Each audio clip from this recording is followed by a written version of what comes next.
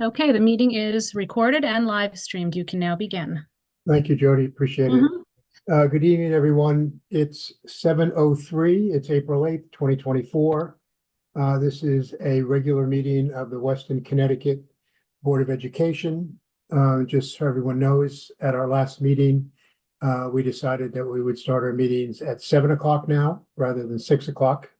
So this is our first 7 p.m. start. We have a quorum of members. The next item on the agenda is the Pledge of Allegiance. I pledge allegiance to the flag of the United States of America and to the republic for which it stands, one nation, under God, indivisible, with liberty and justice for all. So, before we get to the next item, which is the approval of the minutes, a couple of announcements. This is an important meeting because Phil and Lisa and Peter are going to give us a review of the work of the Educational Optimization Committee and their recommendation for the configuration of our schools going forward. Earlier this evening, the Board of Finance approved our education budget. Thank you to Phil and Lisa. And so that now moves to the ATBM, which I believe is on April 24th. We have a full agenda. We want to give as much time as we can to Peter and Lisa and Phil, but we also would like to acknowledge that at 9:20 this evening, the early important thing that happened today was the eclipse. And at 9:20 this evening, University of Connecticut will be playing for its second consecutive NCAA championship. So with that, the next item on the agenda is approval of the minutes. It's the meeting minutes from March 18th, 2024. Does anyone have any changes or comments on those? If not, may I have a motion to approve the minutes from the March 18th, 2024 Weston Board of Education regular meeting? I can do that. Move that the Weston Board of Education approve the March 18th, 2024 meeting minutes. Okay, David, this is your role in the meeting and you're losing your voice, so keep it down. Is there a second? I second. Great. All those in favor? Aye. Opposed? Great. Next is the Student Board of Education representative comments. Ladies? Hi, it's Vivian Gianna, and we hope that everyone had a great time viewing the solar eclipse today. We were so excited, all getting released early at 2:10, I'm pretty sure. Then. And we got glasses at school, which was really fun. So a lot of kids went outside and viewed the solar eclipse, which was super cool. Also, the videography and sustainability class has been producing infomercials on the event, and that was live streamed for everyone to see the videos, which were really cool too. Also, recently we had the musical that happened, which was really successful, and company has a spotlight coming up on Tuesday, April 9th, which is another show, which is going to be really good. The musical was amazing, so incredible. There's so much talent in our school, and Gianna and I both went and watched it, and we loved it. It was really, really good. And lastly, Sustainable Living has started the pollinator garden in one of the courtyards after securing a grant, and we're both in sustainability, so we're going to be helping to put in the flowers. We have a little pond that's going to be there, and it's going to just be a really nice area for students to go and be at. Yeah, so in addition to that, athletics has been getting off to a really good start with our spring sports. There's been a lot of spirit at the games, which we as student government members always encourage and love. So for some senior updates, we have our senior internships, which we mentioned last time, beginning on May 20th. The senior class for student government is finalizing prom activities, and we're also bringing back the campus memory walk prior to our graduation. And lastly, April break is coming up, which, we're very excited for. And after April break, we have one last pep rally, a big pep rally called Color Clash with a Spirit Day leading up to it. And then also that same week, we have May Day for our seniors, which is essentially just where seniors get to wear their soon to be college merch to school. And yeah, exciting things coming up for us soon. So Yes. Yeah. Terrific, thank you. Any questions or comments? Well, great. Well, thank you very much. thank you Thank for you so having much. us. Bye. Bye. Bye-bye. The next item on the agenda is public comment. And starting at our meeting last month, I will read a preamble. The board welcomes the opportunity to hear from members of the public about matters concerning Weston Public Schools. Public comment is an important chance for the board to receive input and feedback from our school community.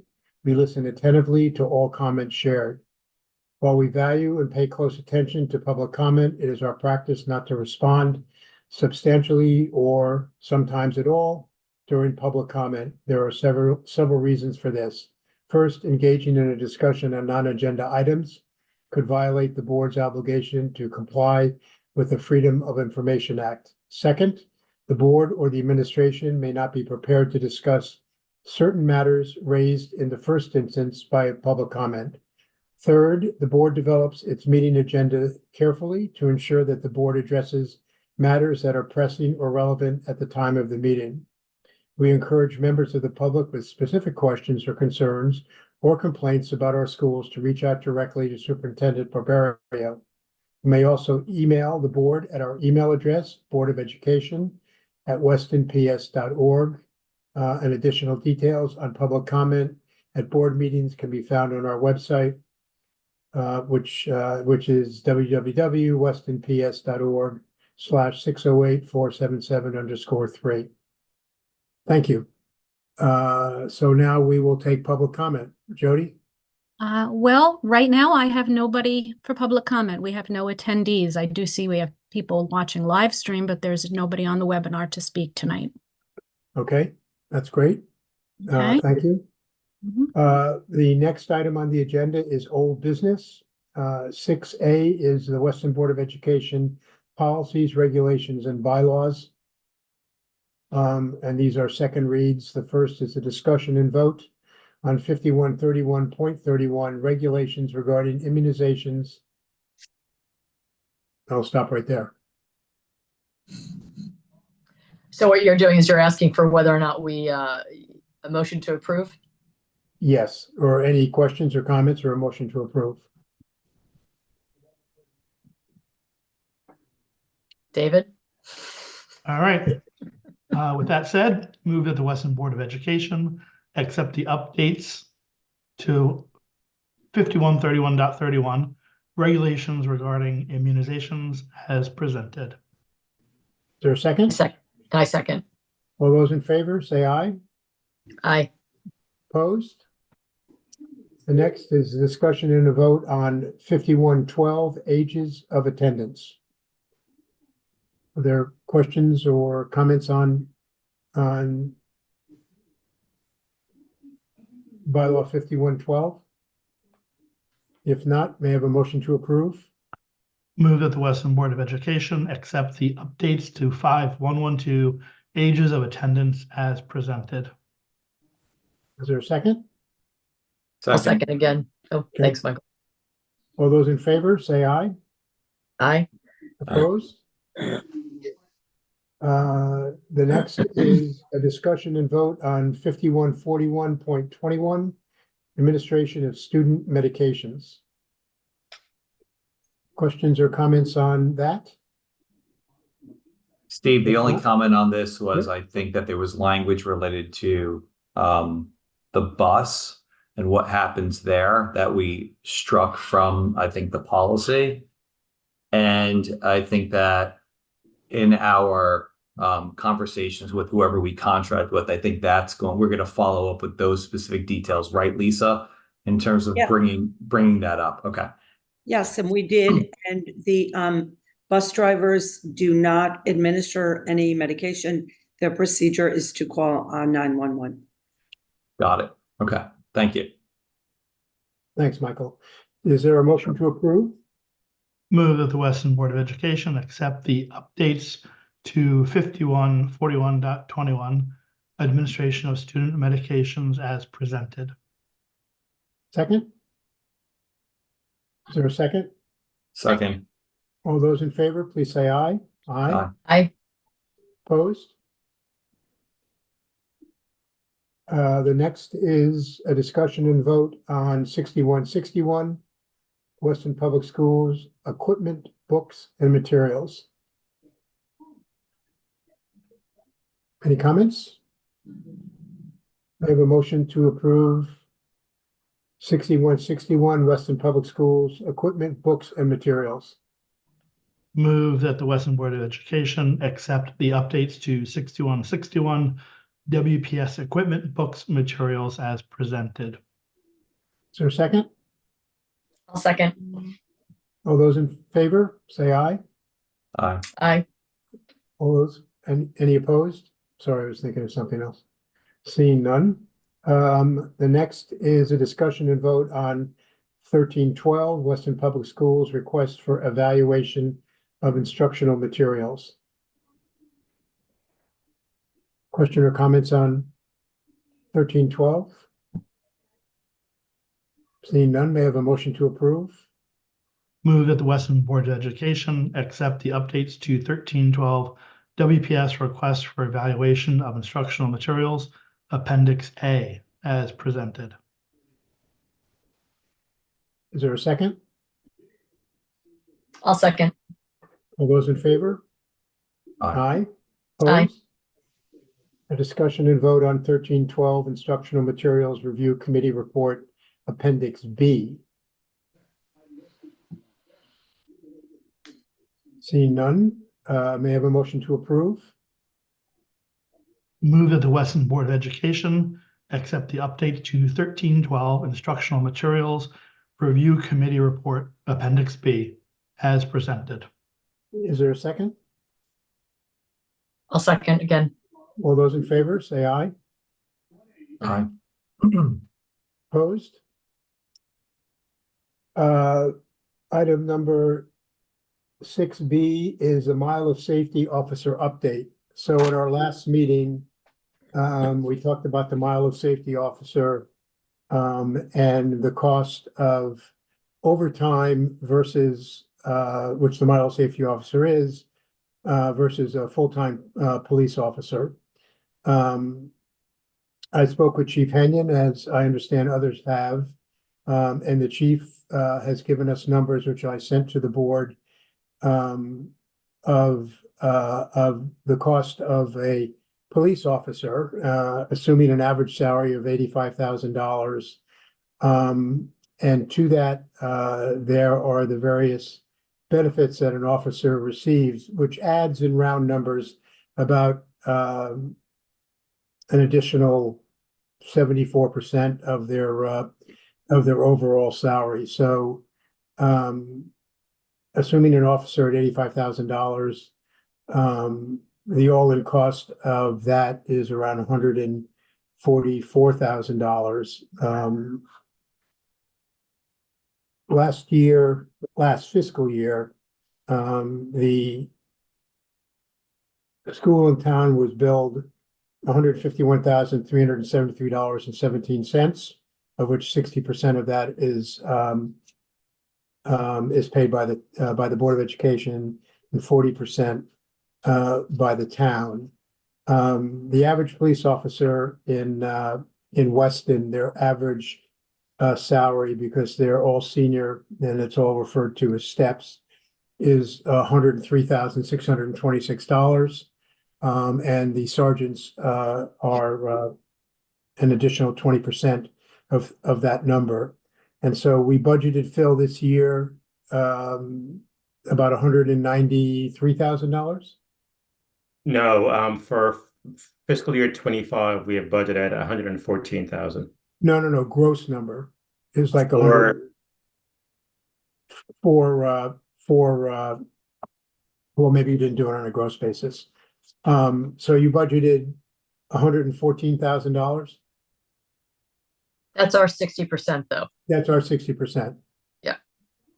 And so, for fiscal 23, the actual number was $90,000. So, Phil, I assume you're taking, as you should, the conservative route, depending on the seniority of the officers that fill the mile of safety position during the school year. That's correct, Steve. Okay.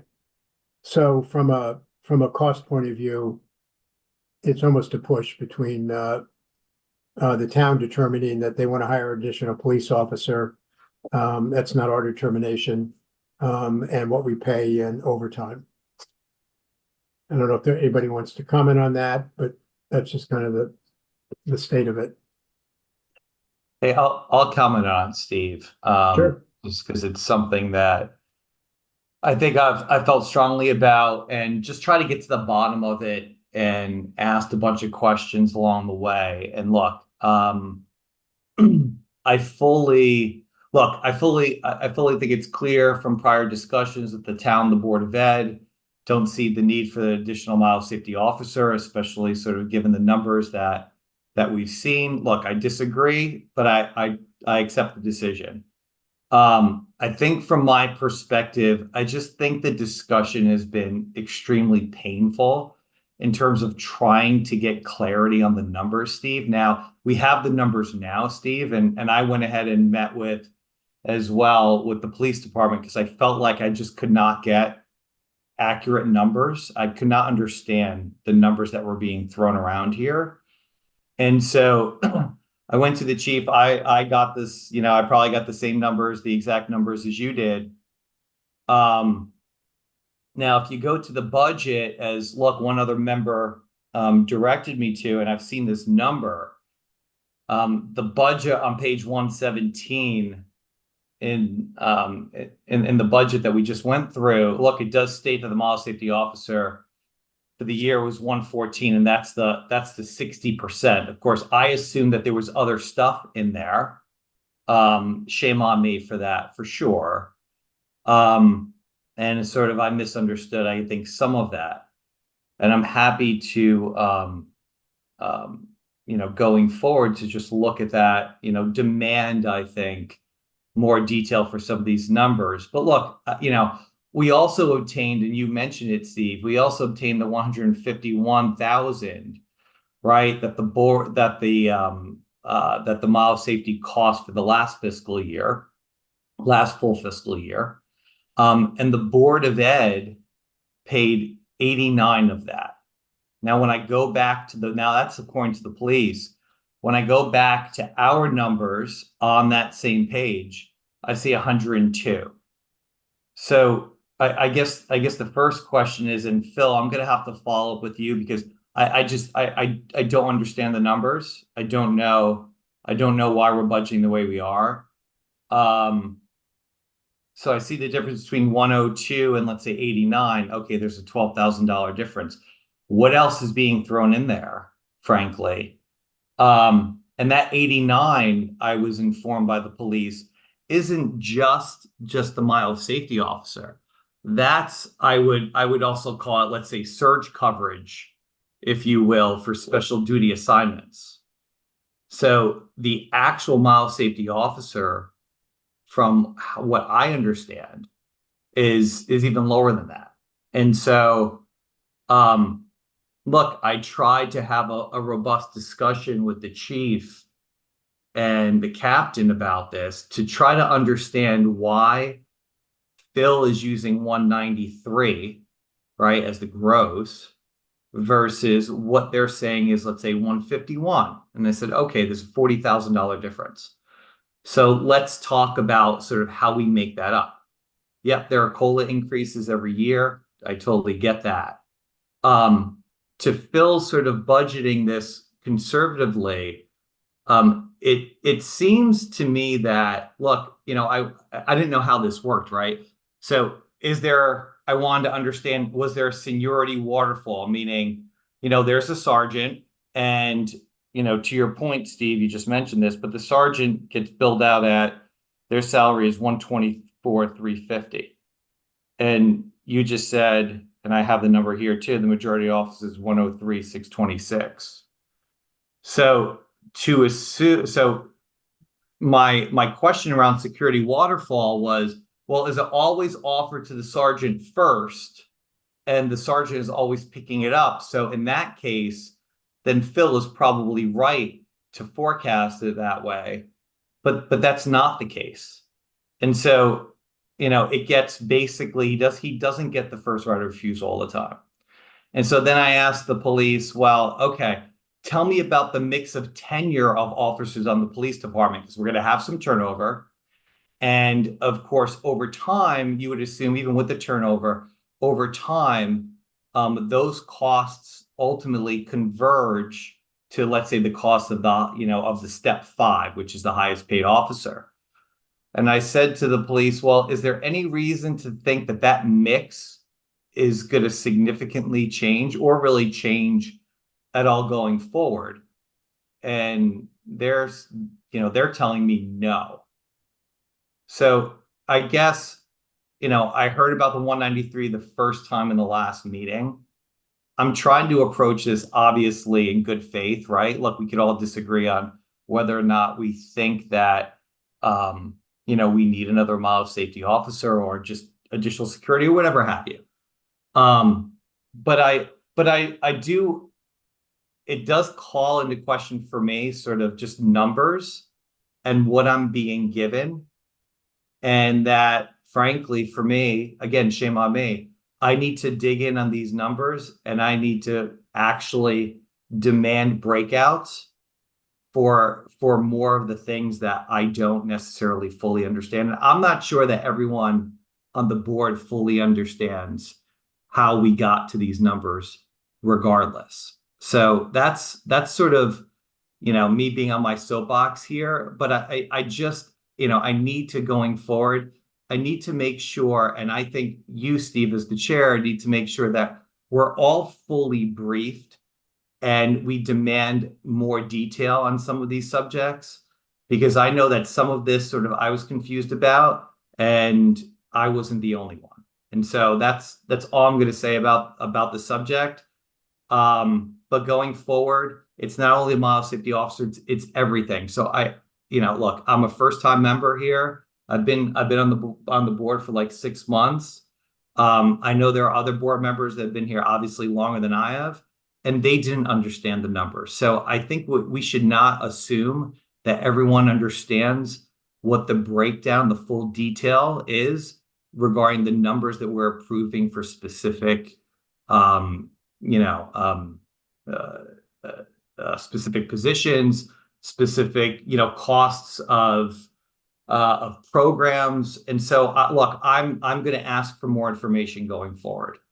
And I just hope that you guys are, everyone here will help me in sort of asking questions and demanding more detail so that we're fully briefed on what we're approving or not, because the decision making here for us is only as good as the numbers and the understanding of the numbers that we're being given. No, it's perfectly fair. That's your role. Frankly, that's your responsibility and our responsibility. So I will say all questions. Everyone can ask all questions. They should ask all questions. Phil and Lisa and team will have the answer. And yeah, so I mean that, but it just doesn't come about in budget time. We will get updates, every meeting, and we'll know where we are in the budget every meeting. And people should be very aggressive in asking questions. I agree. I think that we should be aggressive. I think demand is harsh. I think because the administration, I don't feel as if the administration is lacking transparency. But if we don't understand the numbers, you're absolutely right. It's upon us to ask and get that information. And I'm sure Phil, who has been nothing but supportive and helpful in explaining what needs to be done, will give us the detail to whatever level we personally need. And that's very much so what our workshops are all about when it comes to budget time too. So Yeah, I agree. It's on us as board members to understand those numbers, and the administration will give us whatever we need, I'm sure. Yeah, So- and it's good, Michael, that, you know, you reached out to the chief and met with him directly. You should do that. I mean, you know, reach out to anybody and everyone that, you know, you would like to get more clarity on. Yeah, and look, Steve, too, like going forward too, and obviously, you know, you don't have to include me in everything, but I'd love to work with you. I'd love for you to include me. For example, if you're going to meet with the chief and you know it's a subject that I or Chad or David feel passionately about, I would love for you to invite us to, so that we could actually, you know, you, myself, David, yourself, and whoever the third party is, to make sure that this is, you know, look, I do believe we're all trying to get to a better place here, but I do believe we need to be more collaborative in this and more sort of open and transparent and working together. And I know sometimes, you know, there's one group that feels one way and the other group that feels the other way, but I do think that we need to approach these topics together, Steve. And so again, going forward, if there is an issue here with the model safety officer or whatever have you with respect to security, you know, if you included David or I think we'd really appreciate that. Fine. It's just numbers though, Michael, at the end of the day. I like In to this just case. at least put a couple of bookends on what Michael's talking about, because I did go with him to meet the chief, since I was supposed to go with you, Steve. I didn't hear from you after you had mentioned that we go together. My overall concern is with the process, and I'm not suggesting that transparency, that there was intended non-transparency, but this was a issue that clearly was very important to at least two of us, Michael and I. I would say there was little interest among the other Board of Ed members in the second model safety officer, and I felt like a lot of it required Michael and I to drag people onto the dance floor to even have the conversation. And we initially were using Phil's numbers, and I'm not suggesting Phil intended to give incorrect information, but realistically, we took 2 votes, and both were based on bad, inaccurate numbers. The first vote we took was about 120,000, and talking to the chief, roughly speaking, as Michael said, in fiscal year 23, their overall cost was 150,000, but that was a mile safety officer and a second mile safety officer, as we dubbed it, when needed. And the chief wasn't asked, and he didn't have it prepared for us, if he could back out of the 151,000, how much of that was truly just the mile safety officer. But he agreed it would be less than 151,000. Then, so we took a vote on a roughly $120,000, which I believe was what Phil had suggested was a number. And we said we want to present that to the Board of Selectmen or the Board of Finance, Police Commission, whoever it was, for approval. Then at the next meeting, a month later, we find out the number is 190,000. And I think that as much as Michael and I felt it was a valuable asset to add a second mile safety officer, $190,000 was a bridge a bit far. And so we collectively said no, but again, we were voting on bad information. So the bookends that I would simply say is, I'm more comfortable today than I was a month ago or 2 months ago that we don't need a second mile safety officer. And I don't think by not having one, we are significantly reducing the security of our students. I think that we're in really good shape, but we voted on something with bad information. And this hopefully is a one-off anomaly, but we really, something that's as important as this, especially to some of us, we really want to be able to work with accurate numbers. So I was just disappointed with the first vote having bad information, the second vote where we basically killed off the mile safety officer at 190,000, when in fact, I think, not to quote the chief because it's not what he told me, but if you took the $150,000 that we paid in fiscal year 23 for the mile safety officer, and you consider that some of that was a second mile safety officer when he felt they needed more presence on campus in response to national events, Halloween, you know, he said all kinds of things from national events just to extra coverage. the number probably would have been closer to 130, 140,000 if we did approve a second mile safety officer. So I was just disappointed that the process looked to be flawed from the beginning, and we made decisions based on that.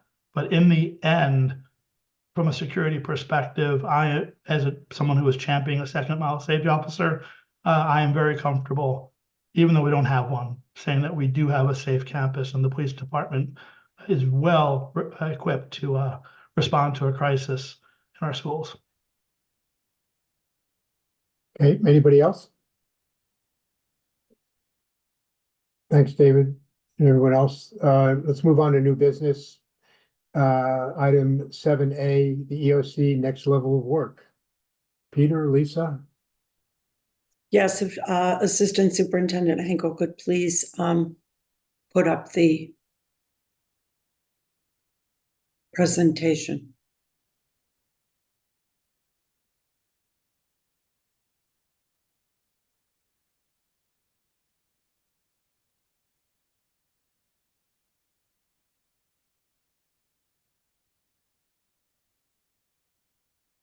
I think I have to make a new motion, correct?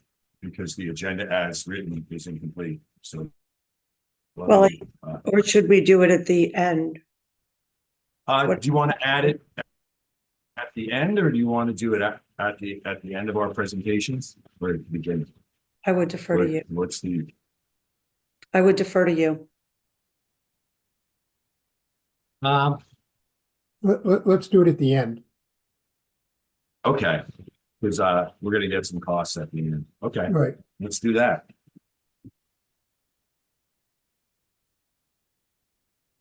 Tonight, we have a presentation on the work of the EOC, and I would like to also welcome two guests from Tecton, Antonia and Jeff, who will be presenting along with us. This is sort of an overview of what we've been doing and looking at our next level of work. We had presented this a few months ago, and I kind of wanted to give you an update on where we are this spring, and if the board would like to move this work forward, what would be needed to do that. Next slide. So next slide.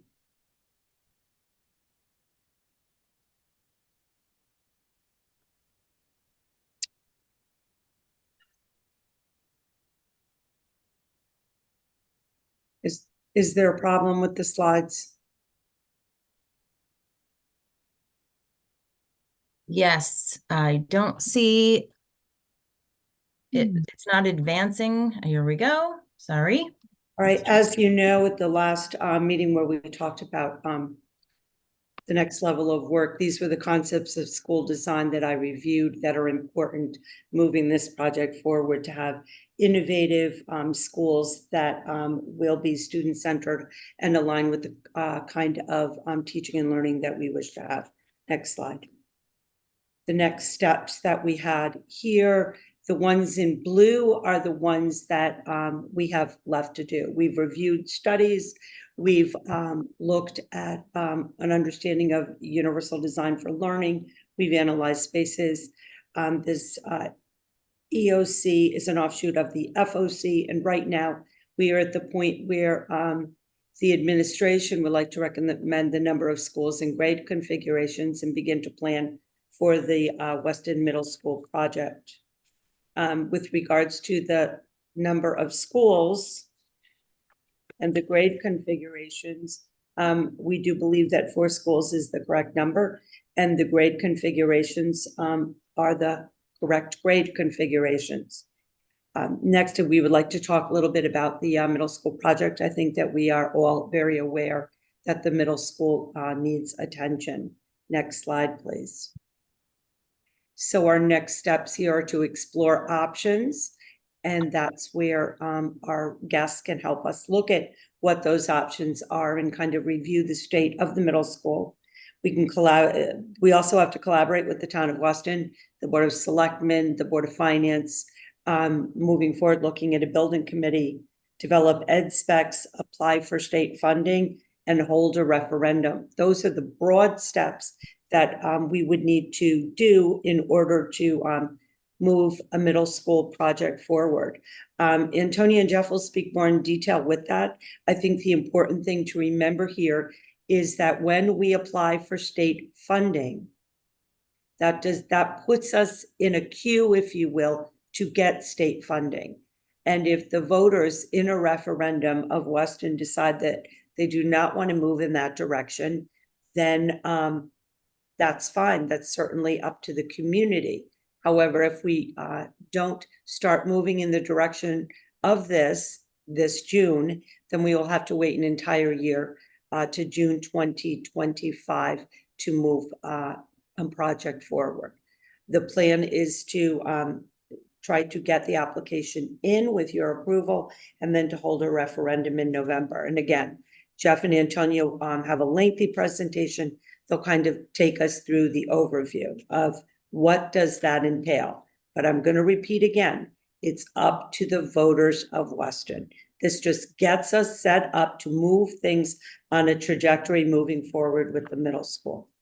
The next slide is a slide that Peter Gordon developed.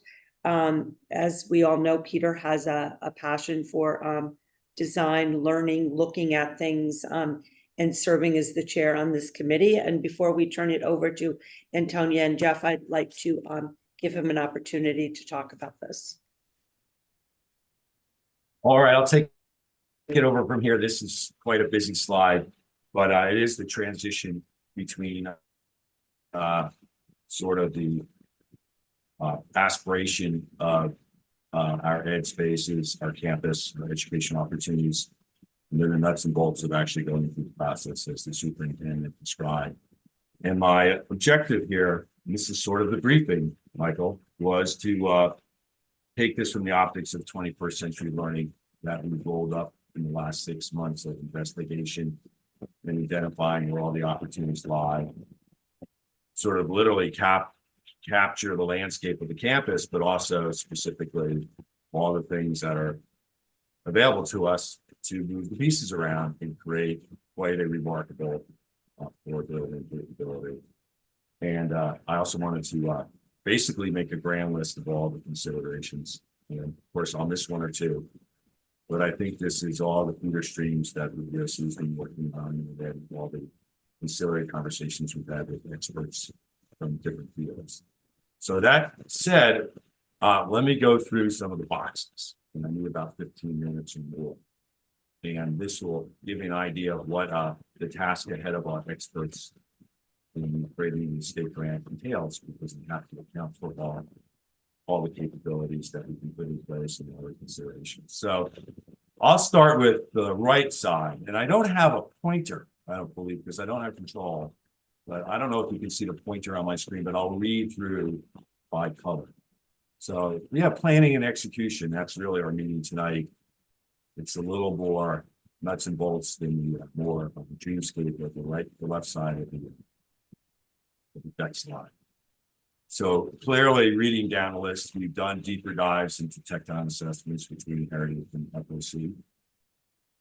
We clearly will need architects involved, either to modify the pro-black conventional space, although this evening's conversation is mostly focused on the middle school. I call it a complex. I've certainly been a proponent of healthy buildings, and sort of the starting point when you look at plant and buildings for any changes with the energy efficiency. I think that's where the United States is today. That's where the town of Weston wants to move. They're not perfectly substitute with sustainability, but energy efficiency is a good driving objective. We certainly want to look at outdoor learning and safe zones, safety, and we definitely want to look at revenue generation opportunities. Some specifics where we can look at how the town of Weston residents benefit from lots of where they have the revenue generation. We've met and we'll meet again this week with owners reps and their project managers. You'll hear that term 1 or 2 times more this evening, but that's really the A to Z folks that run the project from wheels up to wheels down. And the AOC has talked about seeking out and securing novel external funding mechanisms. One is clearly state reimbursements, but the other is this Inflation Reduction Act refunds, especially with the energy efficient campuses. We've already leveraged state of Connecticut resources in this area, and I've made inroads. We have industrial partnerships with HVAC and plant suppliers and outdoor equipment suppliers, things like that, and that leads us down the road of OpEx savings over time, which I know David had mentioned in the past, having some of the investments we make in get out. Going to the yellow box, we had a long discussion in the fall about EdSpace. We are still seeking out third-party curriculum experts to augment our internal expertise, and that's sort of the educational spec. We have a really good green team. We've had a really good summary of what happened at the Green Schools Conference. We have a sustainability committee in the town. All this comes together. I think what's been missed and mentioned in the past, I mean, it was always my comment with Tony, vocational training has been sort of, why don't we offer something more formal? Well, the plan I introduced to my left shows where we have vocational training, because the 21st century is very technical. It's very, any occupation seems to have to be able to do some sort of graphs and understanding of directions and the math associated with that, whether you're an electrician, electric car mechanic, or you're working on building construction project. So I want to also incorporate ideas from exemplary schools. That's sort of been the chat's been adding a lot of feedback. There's a lot of good examples that we can learn from locally, but I found 2 school districts in the nation that are very sustainability savvy. There's no reason to go into that. In the Burgundy box, we're clearly going to bring our free research IDEO back for sort of stakeholder management, how to create internal and external alliances. And I think key to the function of the entire ESC is transparency with the community. And that has started, but clearly sounds presentations. The light gray box is, as we discussed, we'll have to have tri-board alignment for integration. So I go through some of the opportunities to my left. And we have to distill and communicate our success criteria. What makes a successful 21st century school? What we determine is either the success of the buildings, the plan, and educational offerings.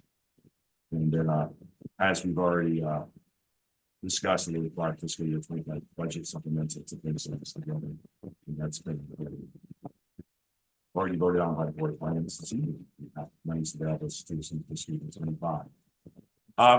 So let me go to the green box to my left. I'll read through this really quick, but now you're getting an idea of sort of the not only the landscape, but sort of how we're going to move the pieces of the land. So we have a reimagined instruction, and some of the takeaways are energy efficiency and green teams. I really like the idea that the building teaches the students for vocational training, so it's experiential learning. I've been driving using sensors, monitoring, and data analytics. You need a control center for that. So put that to the side. That's computation, power, and energy needs. So we can really run our buildings and get the most out of them and save on operation costs. And then I thought an interesting perspective on curriculum would be civics, energy, green team economy, environmental corporate skills. Why not look at our pathways and say, wow, we have all this interesting things going on the campus.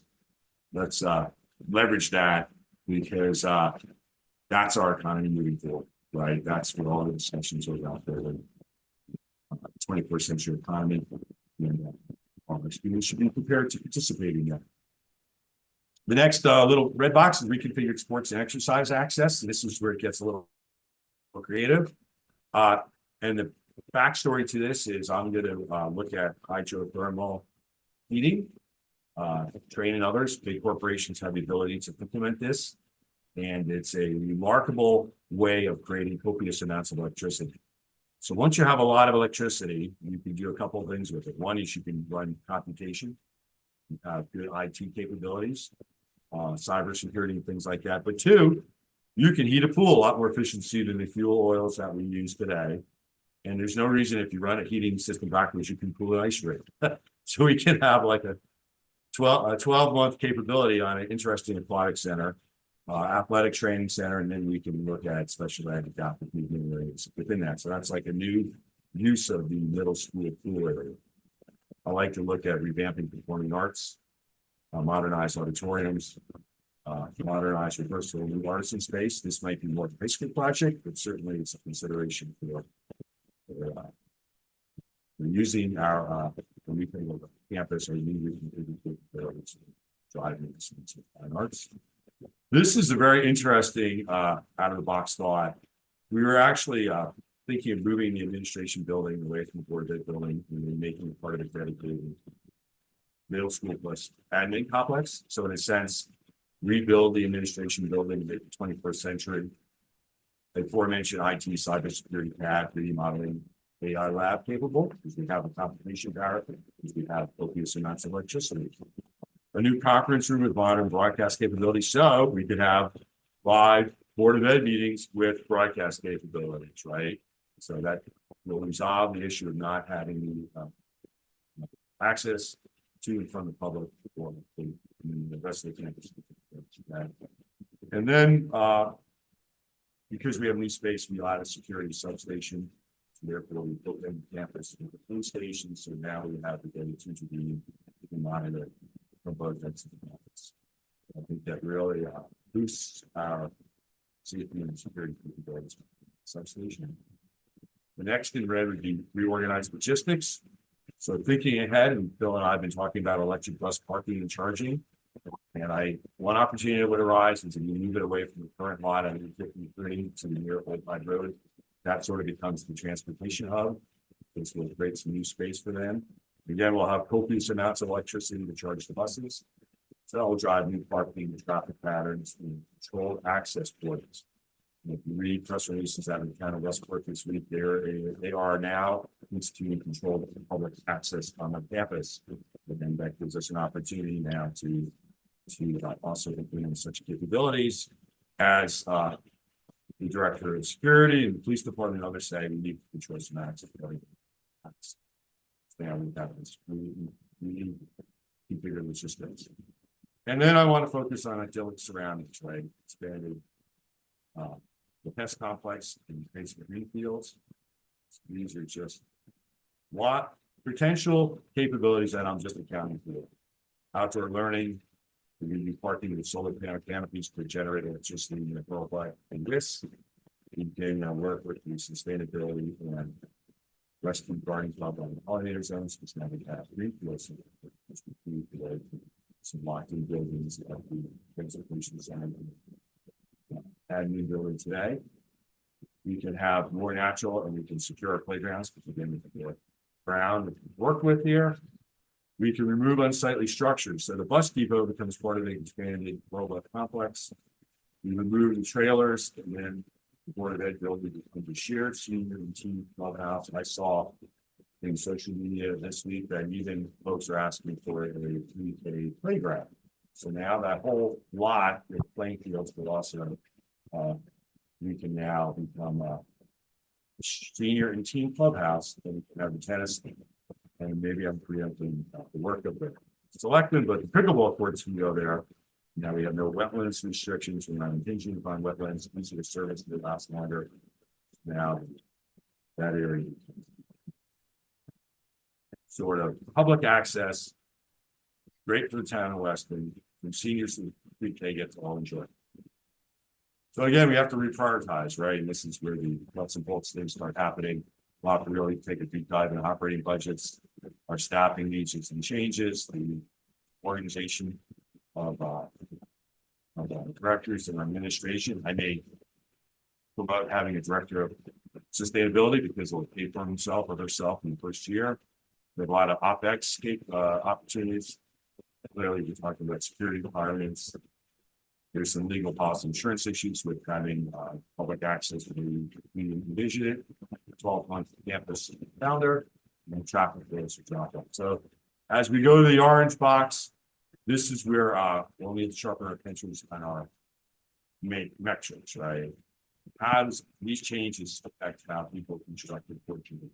What certifications we offer, right? If there's some vacation training, how does it change our mixed rankings? I mean, we really need to, as you need school district and state of Connecticut, it's just changing the middle school configuration. One division, our third and state rankings, despite the test scores, while they're learning a lot of things that are important for the 21st century. I'm a big proponent, I think Sharon's a big proponent of science fair participation. I went through that process this week. I hope 10 more parents go through that process this week. It's phenomenal, but this opens up a lot of our young people to the science fairs. What's the enrollment implications, right? One can make the case that this may attract young families. And our enrollment spikes just because more people move here. We have revenue generation, and then it's quality of life issue for the residents. And the last is community outreach. We're very cognizant of transparency. So all these organizations, the Clubhouse, the K2 Science Center, the Senior Center, the Shot gets involved in sustainability, the PTO. We're part of a national Green Schools network now.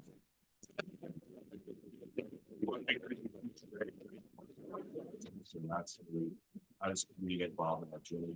And we have students as ambassadors, right? Think of their outreach to the communities, and hey, I help run the teen center. I help run the flower plant. I mean, with all these ambassadors, they're involved at campus. So that's a 15-minute distillation of 6 months of work. I hope it doesn't steal the thunder of Tecton that follows me, but I wanted to really show that it's a sort of 50,000-foot view and on the ground. And that's why I chose to make this slide presented tonight, because I thought it was a way of transitioning to more. Stop at that and move on. Can I ask a quick question before we move on? Yeah, sure. So I've looked at the Tecton slides. I don't see a lot of your initiatives covered in the Tecton slides. So Jeff, as you go through your slides, can you point out for us where things like the cost to expand HES is in there, building a new admin complex? Because I didn't see any of these pretty aspirational ideas on this slide anywhere in your presentation, which I believe is how you work on your costs and your reimbursement from the state. So as you get to these pieces in your slides, would you kind of close that loop for me? If I may, David, the scope of the work that Tecton is doing for us is specifically related to the middle school. And while Peter has this broad view of, for example, talking about putting the admin in a school, it hasn't been decided what school. So there's not as much detail around Peter's slide with these concepts, I have to say. The thing we need to focus on now is their presentation focuses specifically on the middle school, if you will, and how to make the middle school the best space available.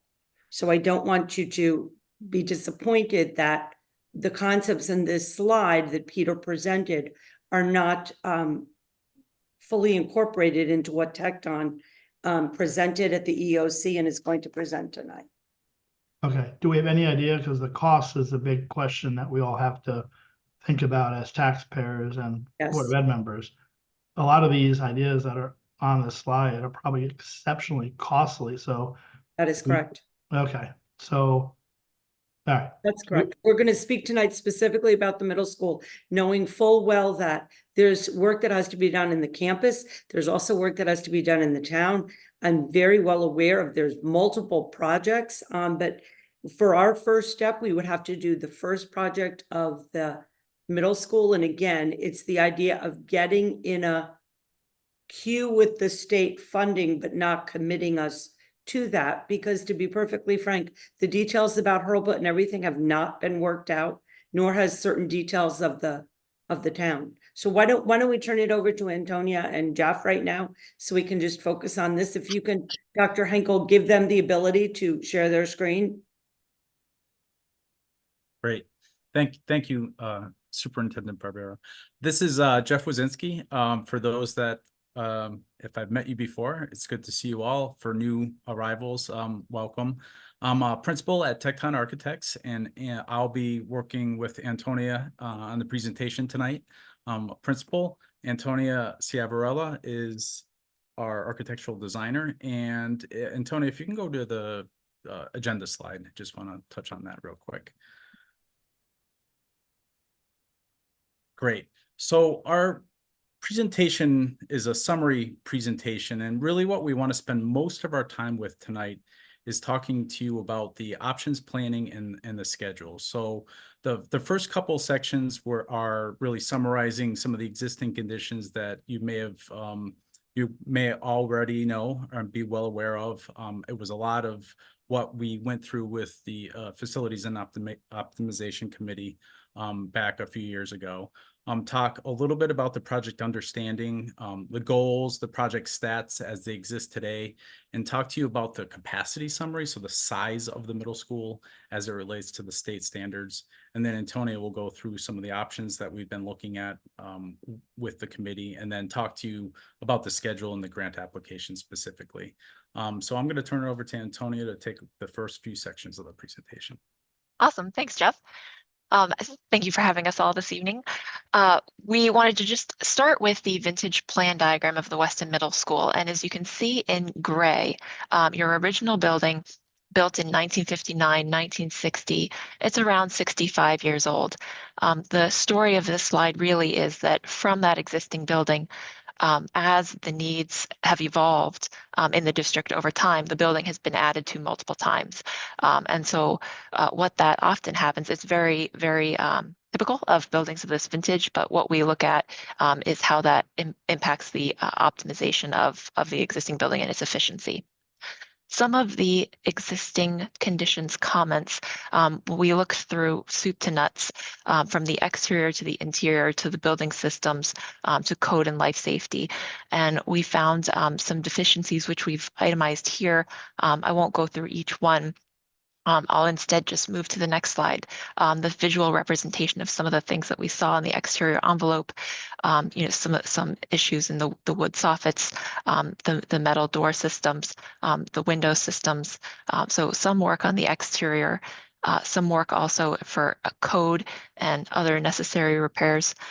Your buildings have been well, maintained. Everyone's doing a great job. There comes a time when the building vintage is such that major projects are more of a consideration. In the interior, you see some pictures here outlining some of the widths at some of your doors, those code violations. You can see some water mitigation or some water leaking into the ceiling tiles, causing some humidity concerns and some outdated millwork. So as we move into project understanding, as Lisa mentioned, maintaining that 4-building campus was a priority, and really looking at the creative reimagination of the spaces that you do have is the preferred direction. And that will really bring in that 21st century learning, whole student focus on health and wellness within that built environment. Opportunities to bring in some of what you heard from Peter and other evidence-based design standards that we're seeing implemented across the state, but also the nation. Being very practical with how we introduce these new projects, thinking about security first and foremost, and then thinking broad picture. So if we start with that middle school, just keeping that campus and town picture in mind as we go. The important things on this slide that we want to draw your attention to are outlined in the light blue boxes. So we know that we're looking at the middle school. It's a 6 to 8 grade level configuration, and we're designing that for 574 students. So we have taken a medium projection, which we'll show you in the next couple of slides from your most recent and demographic enrollment projections data. To arrive at that number, and that you see that's an increase from your current enrollment at 519. The two boxes on the right, we measure the square foot area per OGA, which is the Office of Grants Administration at the state. And we also track the total gross building square footage. And why we do that is because the OGA measurement, we really pay close attention to that from a reimbursement perspective. That is tied to your reimbursement rate, and we don't want to exceed that number. But OGA, the details of their measurements are slightly different from the total gross square foot measurement that we use industry-wide. So we track both of those numbers pretty closely. So you'll see them both occurring throughout the presentation. And this is how we came to that 574 number. So we took your enrollment data given in 2023, and we took the highest numbers from grades 6, 7, and 8 to come up with 574. That's in the blue box on the left. If you just take the cumulative grades 6 to 8, that was 573. They were pretty close. We just took that one student higher number. And this is how we came up with the allowable area from OGA. The state has a worksheet that we follow that gives a square foot per pupil based on your projected enrollment size.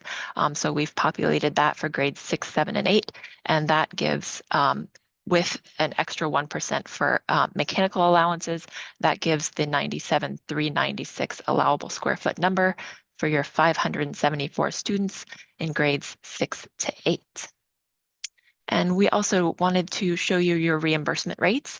So as of 2024 for the town of Weston, your general construction is 22.14, and that's the reimbursement rate that we would use for renovate as new projects. And for new construction, your reimbursement rate is 10% lower, so 12.14%. And that's pretty typical across all communities, that there's that 10% delta between your new construction reimbursement and your renovation reimbursement rates. With that, I will give it to Jeff. Great, thanks, Antonia. Sir, so for those that remember a few years back, we took an in-depth study of your capacity and utilization of your existing building.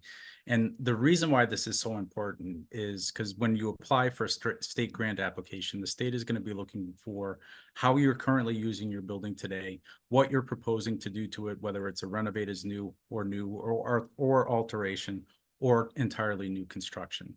So the slides before you are, again, were generated a few years back, but they show, this slide in particular shows the usable area, the area in the building that can be actually utilized for educational purposes. So we measure that against the overall size of the building to try to find a planned efficiency. And as we move through the slides here, to the next one, Antonia, if you could. We look a little deeper at the actual sizes of the rooms themselves and benchmark that against the state standard as well. So if you are looking at a comprehensive renovation, what will you end up with? Are these classrooms going to be the appropriate size? Are they going to meet the standard? Are they above or below? So how much work do you really need to do inside the existing building? Next slide.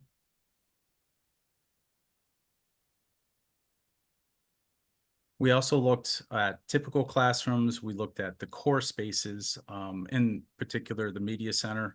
Again, OGA has a benchmarking standard. We measure that versus what you have today.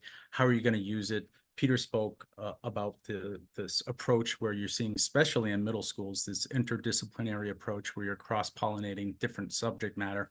And what's important is typically in a middle school is all surrounding around this hub, this media center as the hub. And so this space is incredibly important when it comes to the programming. And certainly you want to pay attention to it as far as the size, the capacity, and the flexibility if you were to renovate or add to the building as well. Next slide. Same thing with the cafeteria. So we look at the media center, the cafeteria, and the gyms, and making sure that with the student population being, for the most part, steady in that mid 500 range for 6 to 8, will it serve the students well? Will it serve a normal traditional 3 lunch wave so that the students have the most time actually spent in the educational classrooms themselves, not waiting in 7 waves of lunch? We also looked at other basic areas, the gymnasium. Now, now keep in mind the combined building square footage inclusive of the new gym and the pool is around 161,000 square feet. Antonia had shown you a few slides back that, you know, for a typical size for the 574 students is in that 97 to 104 range. So your building essentially is oversized for the students today. And so we want to be strategic about if we look at renovation, we want to look at targeted renovations to optimize the building to make it best use, best fit. Or if we look at new construction, where may that fit on the site, and how can we utilize other portions of the existing building or translate them for community use if the community wishes so. Next slide. And one of the components that we did study at length is the specialized education areas, whether it's intervention, self-contained classrooms, OT, PT. Where are they located? What size are they? And are they appropriately distributed in the middle school itself? And you can see on this slide in particular, the areas shaded in yellow are those specialized education spaces, and not really ideal as far as the geographic location spread throughout the building. So that's something that we want to look at as we either look for renovation or new construction as well. So lastly, to summarize kind of the capacity utilization piece is the usable areas are less than what you would see as far as typical, meaning that there's a lot of inefficiencies. And that's, you know, if you remember back to the first slide that Antonia had shown you with the existing condition, as you add and renovate the building, you really lose space that you can use for educational purposes. So that's a piece that is very difficult to recoup as part of a major renovation. So that's why you want to look at renovate as new versus new and compare those options and see what the best fit is for you. Overall, the core spaces are larger, so it tells you that they'll be able to satisfy the projected student population.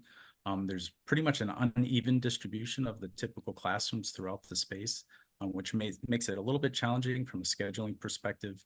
And then the idea in the middle school, and I know Peter spoke to it on his slide, but also what we're seeing is obviously there's a lot of team teaching, small learning communities is really what you see, grade level learning communities. And that's very difficult to do in a building layout like this, as you have today. And with that, I think that's the last slide, and I'll turn it back over to Antonia for options planning. Awesome. Thanks, Jeff. So we have, as you've heard, have been studying some options the past couple of years through the FOC and then recent conversations with the EOC. So this is a summary slide of kind of where we've been in text. We've heard maintaining that 6 to 8 grade level configuration is very important. Maintaining the existing entry. The location is good, but there are challenges with access, all those steps, thinking about creative ways to reimagine the entry to the building. We've also heard renovate as new is a popular concept, very attractive based on the data. So fact-based approach. Really leveraging the assets that you have that are working in the building and reimagining those pieces that could be improved. Creating that proximity to outdoor play and fields and bringing the gym and the cafeteria more to the back in a more private setting, opening up to outdoor dining, etc. Really embracing overall that 21st century learning, connection to the outdoors, the need for small learning communities, small group areas, meeting rooms for teachers, for collaboration, professional development, and really prioritizing programs like life skills, addressing the needs of special education to their fullest, and celebrating visual and performing arts, as well as putting student work on display through STEM and the opportunity to use the building as a true teaching tool. Jeff talked about what we're seeing trends-wise in middle schools, and the most important thing is that, you know, in alignment with your wonderful educators, we're all really trying to build the best space for students and to really celebrate who they are, help them to achieve their highest and best potential, and really give them that sense of belonging. And we know through evidence-based design that the built environment plays a pivotal role. So really creating environments that allow middle schoolers to feel connected, not only to who they are, but to their peers and their adult mentors. So the way that we do that is through small learning communities so that they have this sense of home base. And then we organize those small learning communities with all the amenities that they would need within them, with connections to the outdoors and connections to shared programs, often through a main street or a very active central spine that separates that real public and private areas in the building. On the left-hand side, we're also familiar with what they call the cell and the bell, right? It's classrooms in a row. There's a corridor in between. That's where I went to school, classroom after classroom after classroom. And that's really not the way that we're seeing middle schools form themselves these days. In order to really create that sense of community, we are seeing things like special education brought into that small learning community. We're seeing breakout areas, STEM classrooms, science classrooms, small group areas, so that a teacher or a small student group could literally step outside of their classroom into an adjacent room and have a brainstorm session or a charrette. Connections to the outdoors, we're also increasingly seeing those in these protected and private courtyards, or in simply just an extension of a media center, a science room, and art room. We wanted to explore with you 3 options. The first being, what if you just renovate what you have today, renovating the existing building without building any new additions. We also wanted to explore, if you renovate your existing building as new, some demolition is a part of this and some new construction is a part of this, kind of a hybrid blended approach. Total reimagination, though, of the existing building. We also wanted to explore, what if you build all new? What options on the site exist for an all new building? We also wanted to call your attention to this wonderful opportunity where, if you can prove that costs between new and renovate as new are similar, or costs for new are less than renovating as new, then you can make an argument to the state to grant your higher reimbursement rate, which is typically given to your renovation projects. You can ask for that to be applied for your new construction project. So this is your existing site. You have Weston Middle School outlined in yellow. It's along School Road with the high school to the south or the bottom of your screen and Revson Field to the top of your screen. You see in purple some areas of wetland soils identified by the GIS. We also wanted to show you a picture of that entry to the middle school, just so you get a sense of the scope of getting into the building, the access there. And we also are outlining the flow of drop off and pickup. So buses drop off in the red arrow, they scoot in closer to the building and then back out again onto School Road. And the parents take School Road, loop around to the back of the building and exit again on that same street. And we've heard that this sequence works well. So the first option is renovating what you have today. This is your existing building, taking what works and possibly considering some demolition or just a full renovation of your existing building. We would for this project separate the gym and the pool for community use outside of school hours and provide some separate dedicated parking for that facility. And we would reimagine the entry to the middle school to negotiate that topography and get people in at grade. Moving into the blended hybrid approach, I'm just going to go back one for 1 second because, yes, I skipped over a slide. I apologize. So this is version 1 of that. Version 1 could contemplate the separation of the gym and the pool you see in dark gray for community use. That's consistent in all of the options. We have provided here again a new reimagination of that entry sequence to negotiate the grade into the building. And then you see to the north and south, we're proposing some new construction of some academic areas, some multi-purpose areas, and some renovation of that existing building, along with some areas of demolition. And the opportunities in this option are, if you imagine a new gym in that area to the south, you're expanding your green space immediately adjacent to it, so greater connection to the outdoors. In version 2, we're consolidating all of the additions to one side of the building, along with some demolition. You'll see that the separation of the gym and pool is the same.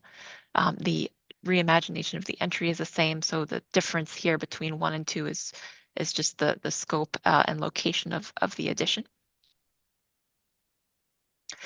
This option considers what if you're reimagining that building entry, what if you just reimagine that whole central spine and connect the two sides of an existing building with something all brand new, daylit from above. Really, we've also heard that central core of the building is the wayfinding is confusing. It can be dark and not a lot of natural daylight. So how can this central spine really solve that issue in the center of the building? And then we wanted to explore all new. It could be possible to build a new building in this location on the site closer to the high school to really foster those connections between middle and high school. If there are some programs or mentorship that wants to happen between those two. It also opens up the possibility, once the existing middle school is demolished, for an expansive green space right in front of the building with some parking associated with it. And again, that separation of the gym and the pool. There are some, this is a very tight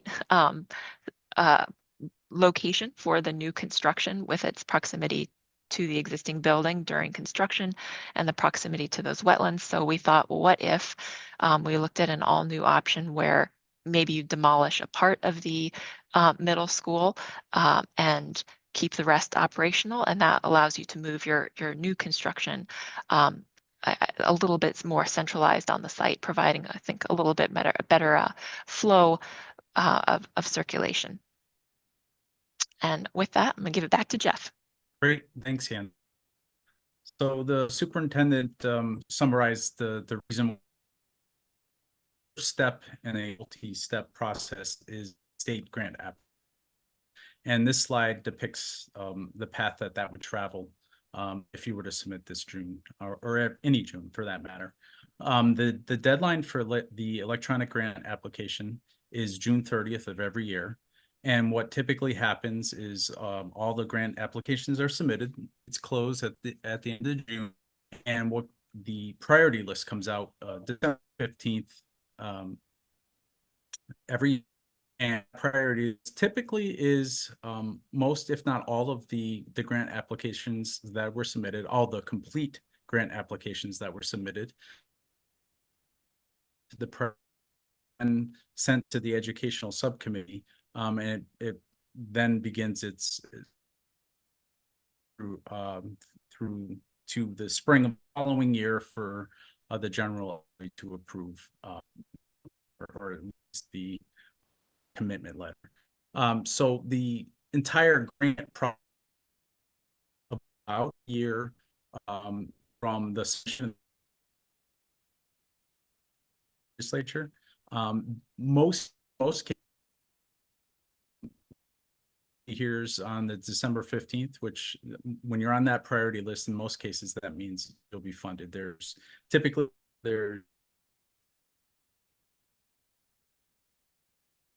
last few decades here, the state legislature has funded both priority A and B projects. Next slide. So a micro look at the schedule from where we are today, which is essentially the beginning of April to June 30th. What needs to be completed as part of the state? It's all electronic.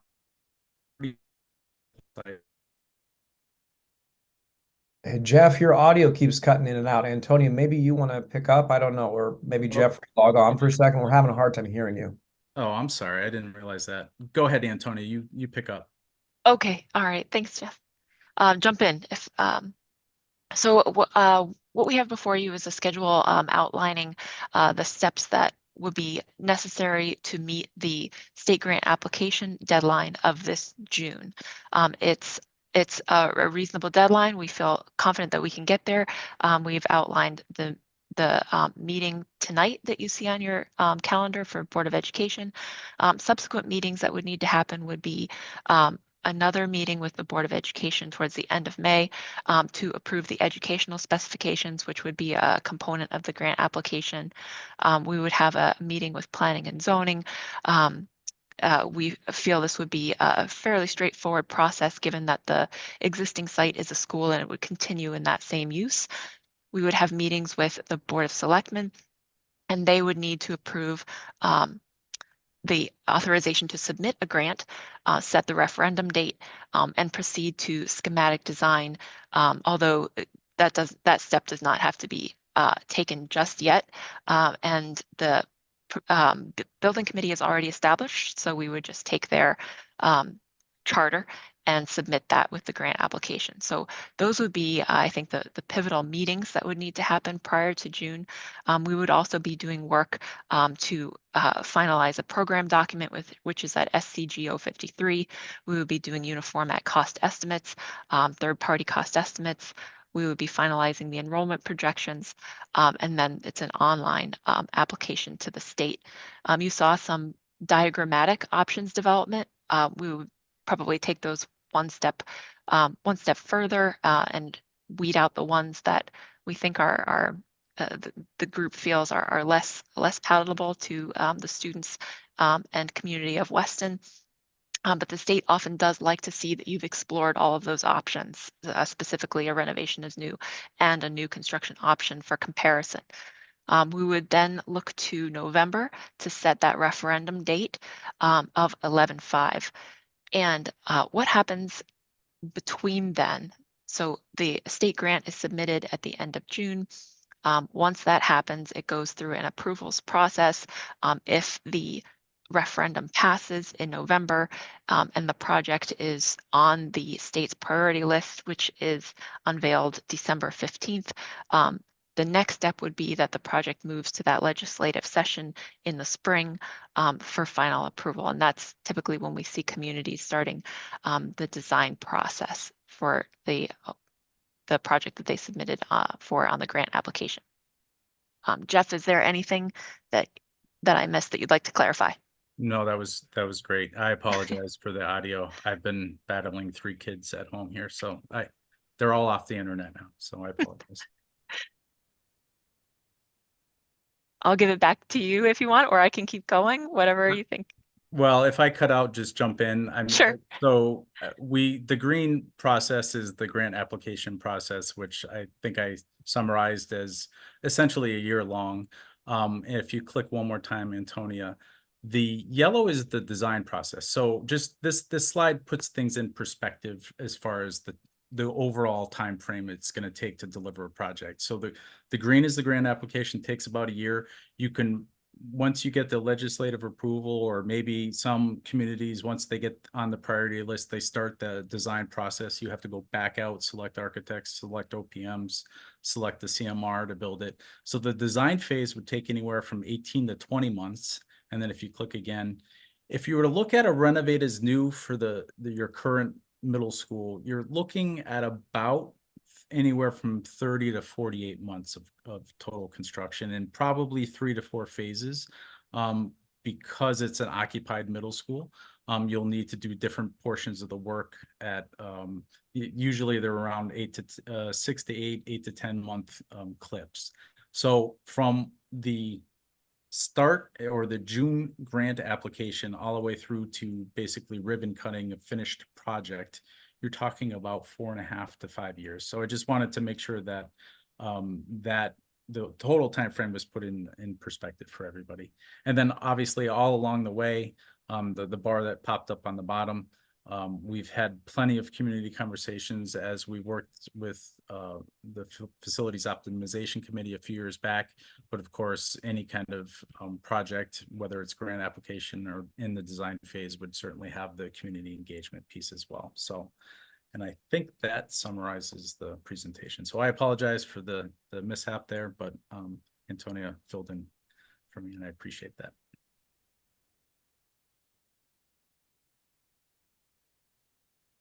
Peter, the floor is yours. I'm going to test my audio with Jody. Can you hear me better this time, or am I still garbled? No, you're good. Yep, I can hear you now. All right. All right. I'm sorry. Like Jeff, I'm probably battling internet bottlenecks, but at least you can hear me now. But at least my element of the presentation was nice colored boxes so they could be followed. where I started on new business is that we actually have to make a motion to add an agenda item. We have a precedence for this. And I think I can unilaterally make a motion and we can vote on adding the agenda item. And then we can continue our discussion. So I'm going to move to add an agenda item to discuss and vote on approving funds to cover the cost of the state grant applications, given the presentation we've just had from Tecton for the Weston Middle School project. So we can vote on that. Do I have a second? Second. All those in favor? Aye. Aye. Opposed?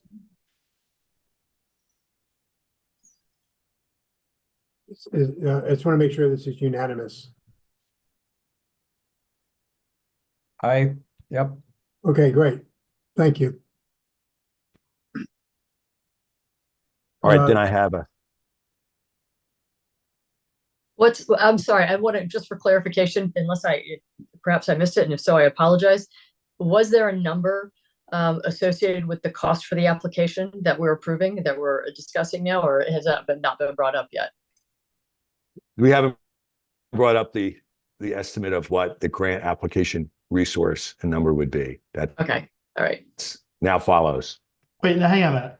How can we discuss the cost to apply for the grant before we talk about the presentation, the timeline? Because I have a lot of questions related to the necessity to move this forward now to meet a June deadline. When do we discuss that? After we vote? No, we discuss it now and then we Yeah. satisfy our Q&A and then we vote on using funding available to us to underwrite the grant application. All right, so should I just So jump in with it's- some of my questions? Yeah. Yeah, All yeah. right. So if right now we have a conceptual design from Tecton that only talks about the middle school, we have this very aspirational design, Peter, that you showed us, which we don't know what it costs. So there's gonna, correct me if I'm wrong, I do fortunately have the FOC knowledge in my back pocket. There's gonna be a cost to bring Tecton on to move this forward, correct? If I may, David, and maybe feel free to jump in. So right now, what we are looking for now is we are looking for help to, yes, put together this grant application and move it forward, to bring it forward to referendum and do all the planning necessary. Now, I think Peter alluded to it at the beginning, but part of the work with the EOC is we have engaged Tecton. We have also engaged sort of what I would call an owner's rep, Collier Projects, who is someone that kind of gives their feedback on whether renovate is new. And we would like to engage them because this is a great deal of money.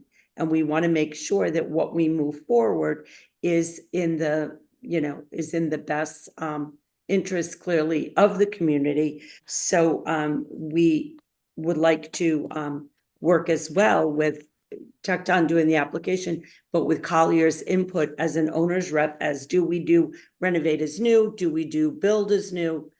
That's the first step in moving this entire project forward. Now, I know there's concerns about like what's happening with the elementary school, what's happening with the town. And it's my understanding that each project within the campus, the school campus, has to be treated as a second two different projects. So if we wish to renovate the elementary school as well, first we have to start with the middle school as one project, and then the elementary school in the future. As far as the time schedule for that, that still has to be decided. I don't know how you can do one and then rush into a second one, given all the work that we have to do with the town. In addition, the reason that we're recommending this now in June is because if we don't do it, we put it on hold, the grant just gets us in the queue. If we put it on hold, we are looking at June of 2025. So the project is pushed out, any renovations and everything, for another year. So I don't know if that's helpful. Well, my concern is that right now we can make up any kind of grant we're asking for, but we don't have, I think, a couple of really important particulars. What is it that we've settled on? We don't, what is the middle school design that we've settled on? Number two, which I asked for almost a year or two ago at this point, what can the community afford?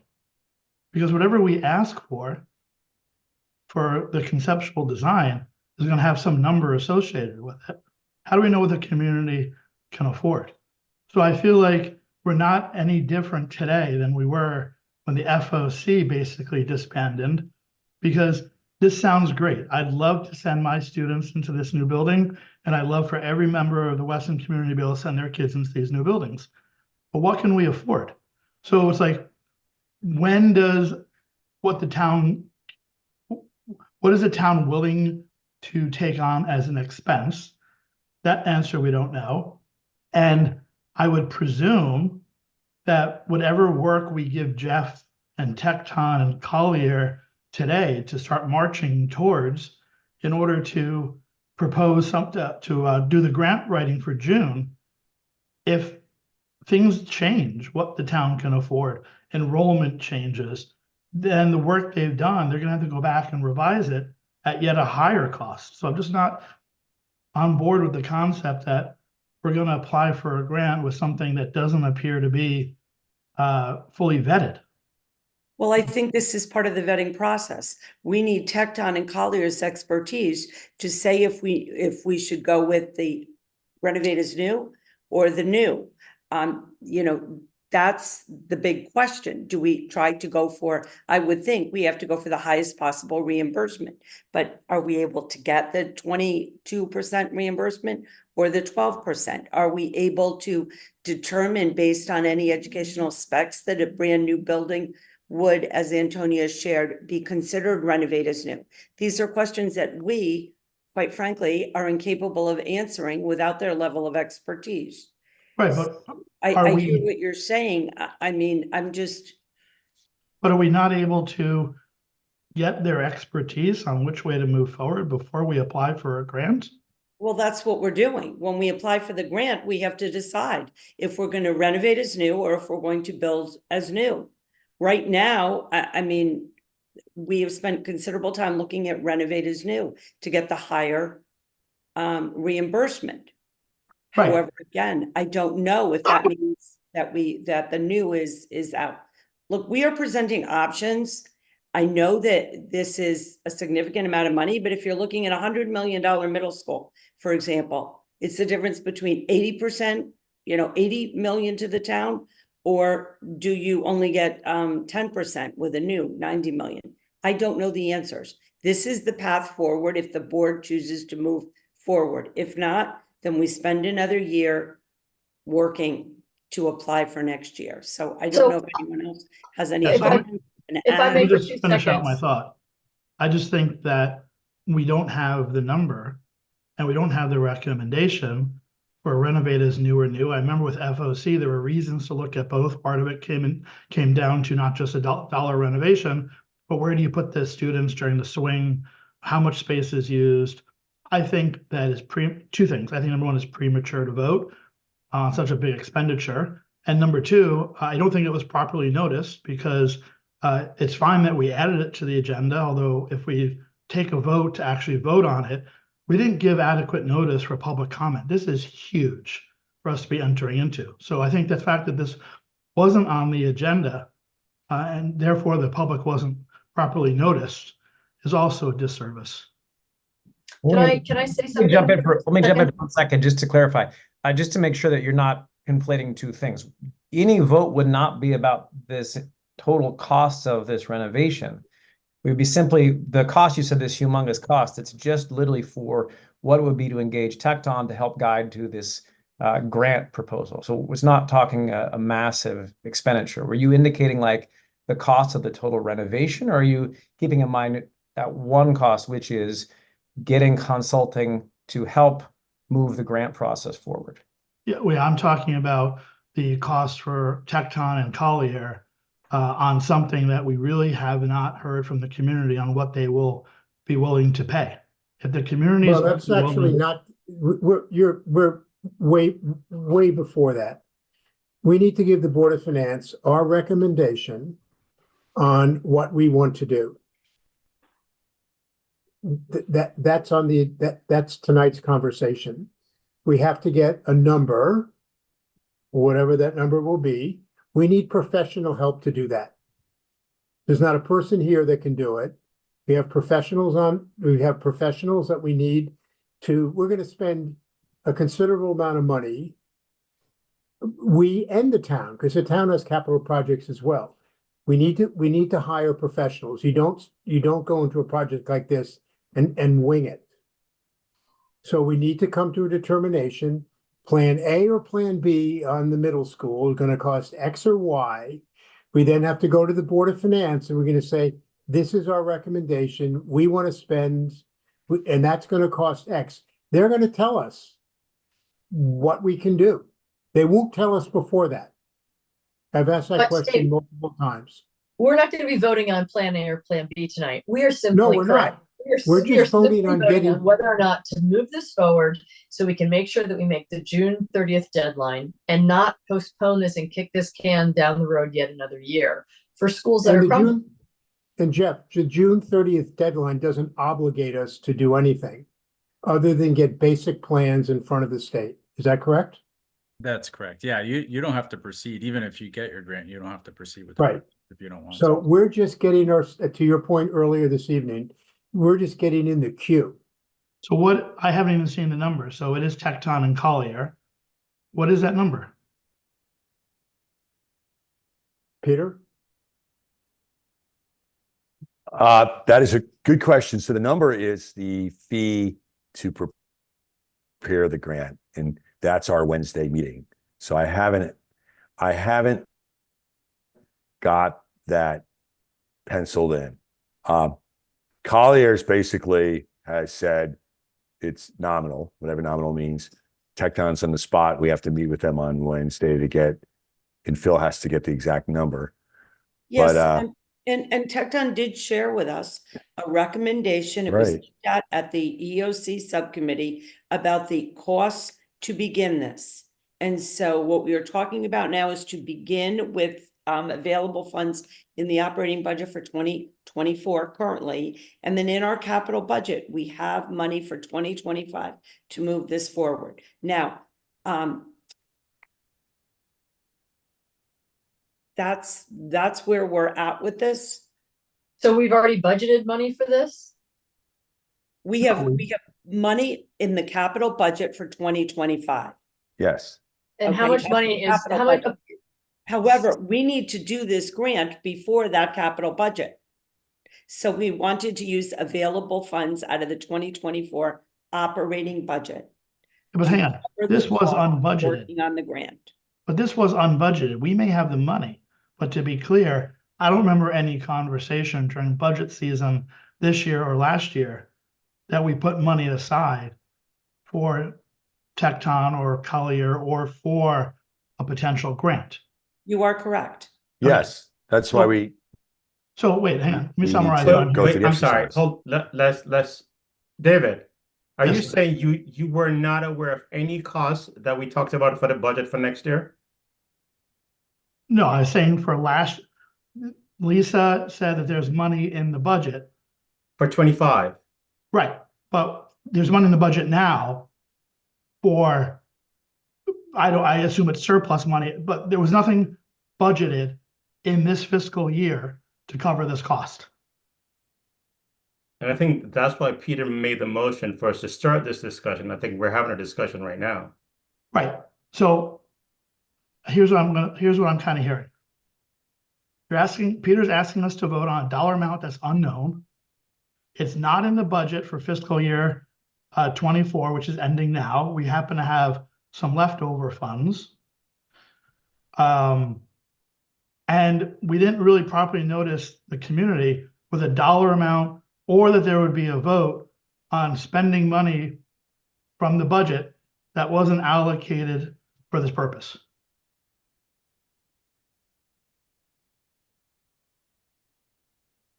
So you're questioning the spending whatever amount of money is required to engage consultants? Well, what is that dollar amount? Peter's like, we'll find out Wednesday. No, I'm just asking the question. I think we're completely out of order. How much is the dollar amount? It would be my first question, because if it's immaterial and it provides that much benefit to us, then, you know, the question becomes, did we publicly notice the community the right way? If it's relatively immaterial, then they elected us to make decisions on their behalf, and I would be open to doing that. But if we don't, I feel like my biggest concern is we don't know the dollar amount until maybe Wednesday. I know Jeff is very capable. I've watched Jeff on the FOC. There's no question in my mind that Tecton's not a capable company. I've heard of Collier, although I've never worked with them. I'm sure they're reputable, but whatever cost Jeff charges us today is based on what he knows today. And as we make changes, which we saw with the FOC, and Jeff is running a business, and Jeff has a right, if we make changes to the scope of work, to charge us. Nothing wrong with that. I don't have an issue with that. But during the life of the FOC, we saw our costs go up and up and up because we were making changes on the FOC to Jeff's work. And I think towards the end, Jeff did some work at no cost to us. So again, I'm not saying this is not a negative, this is not a criticism of Jeff. This is a bit of a criticism of the process. Okay. So it sounds like it would be more palatable if we get the number, Peter, later this week. And if need be, we can have a board meeting to discuss it. Between now, we have to have a board meeting to discuss it if we want to get to the June deadline.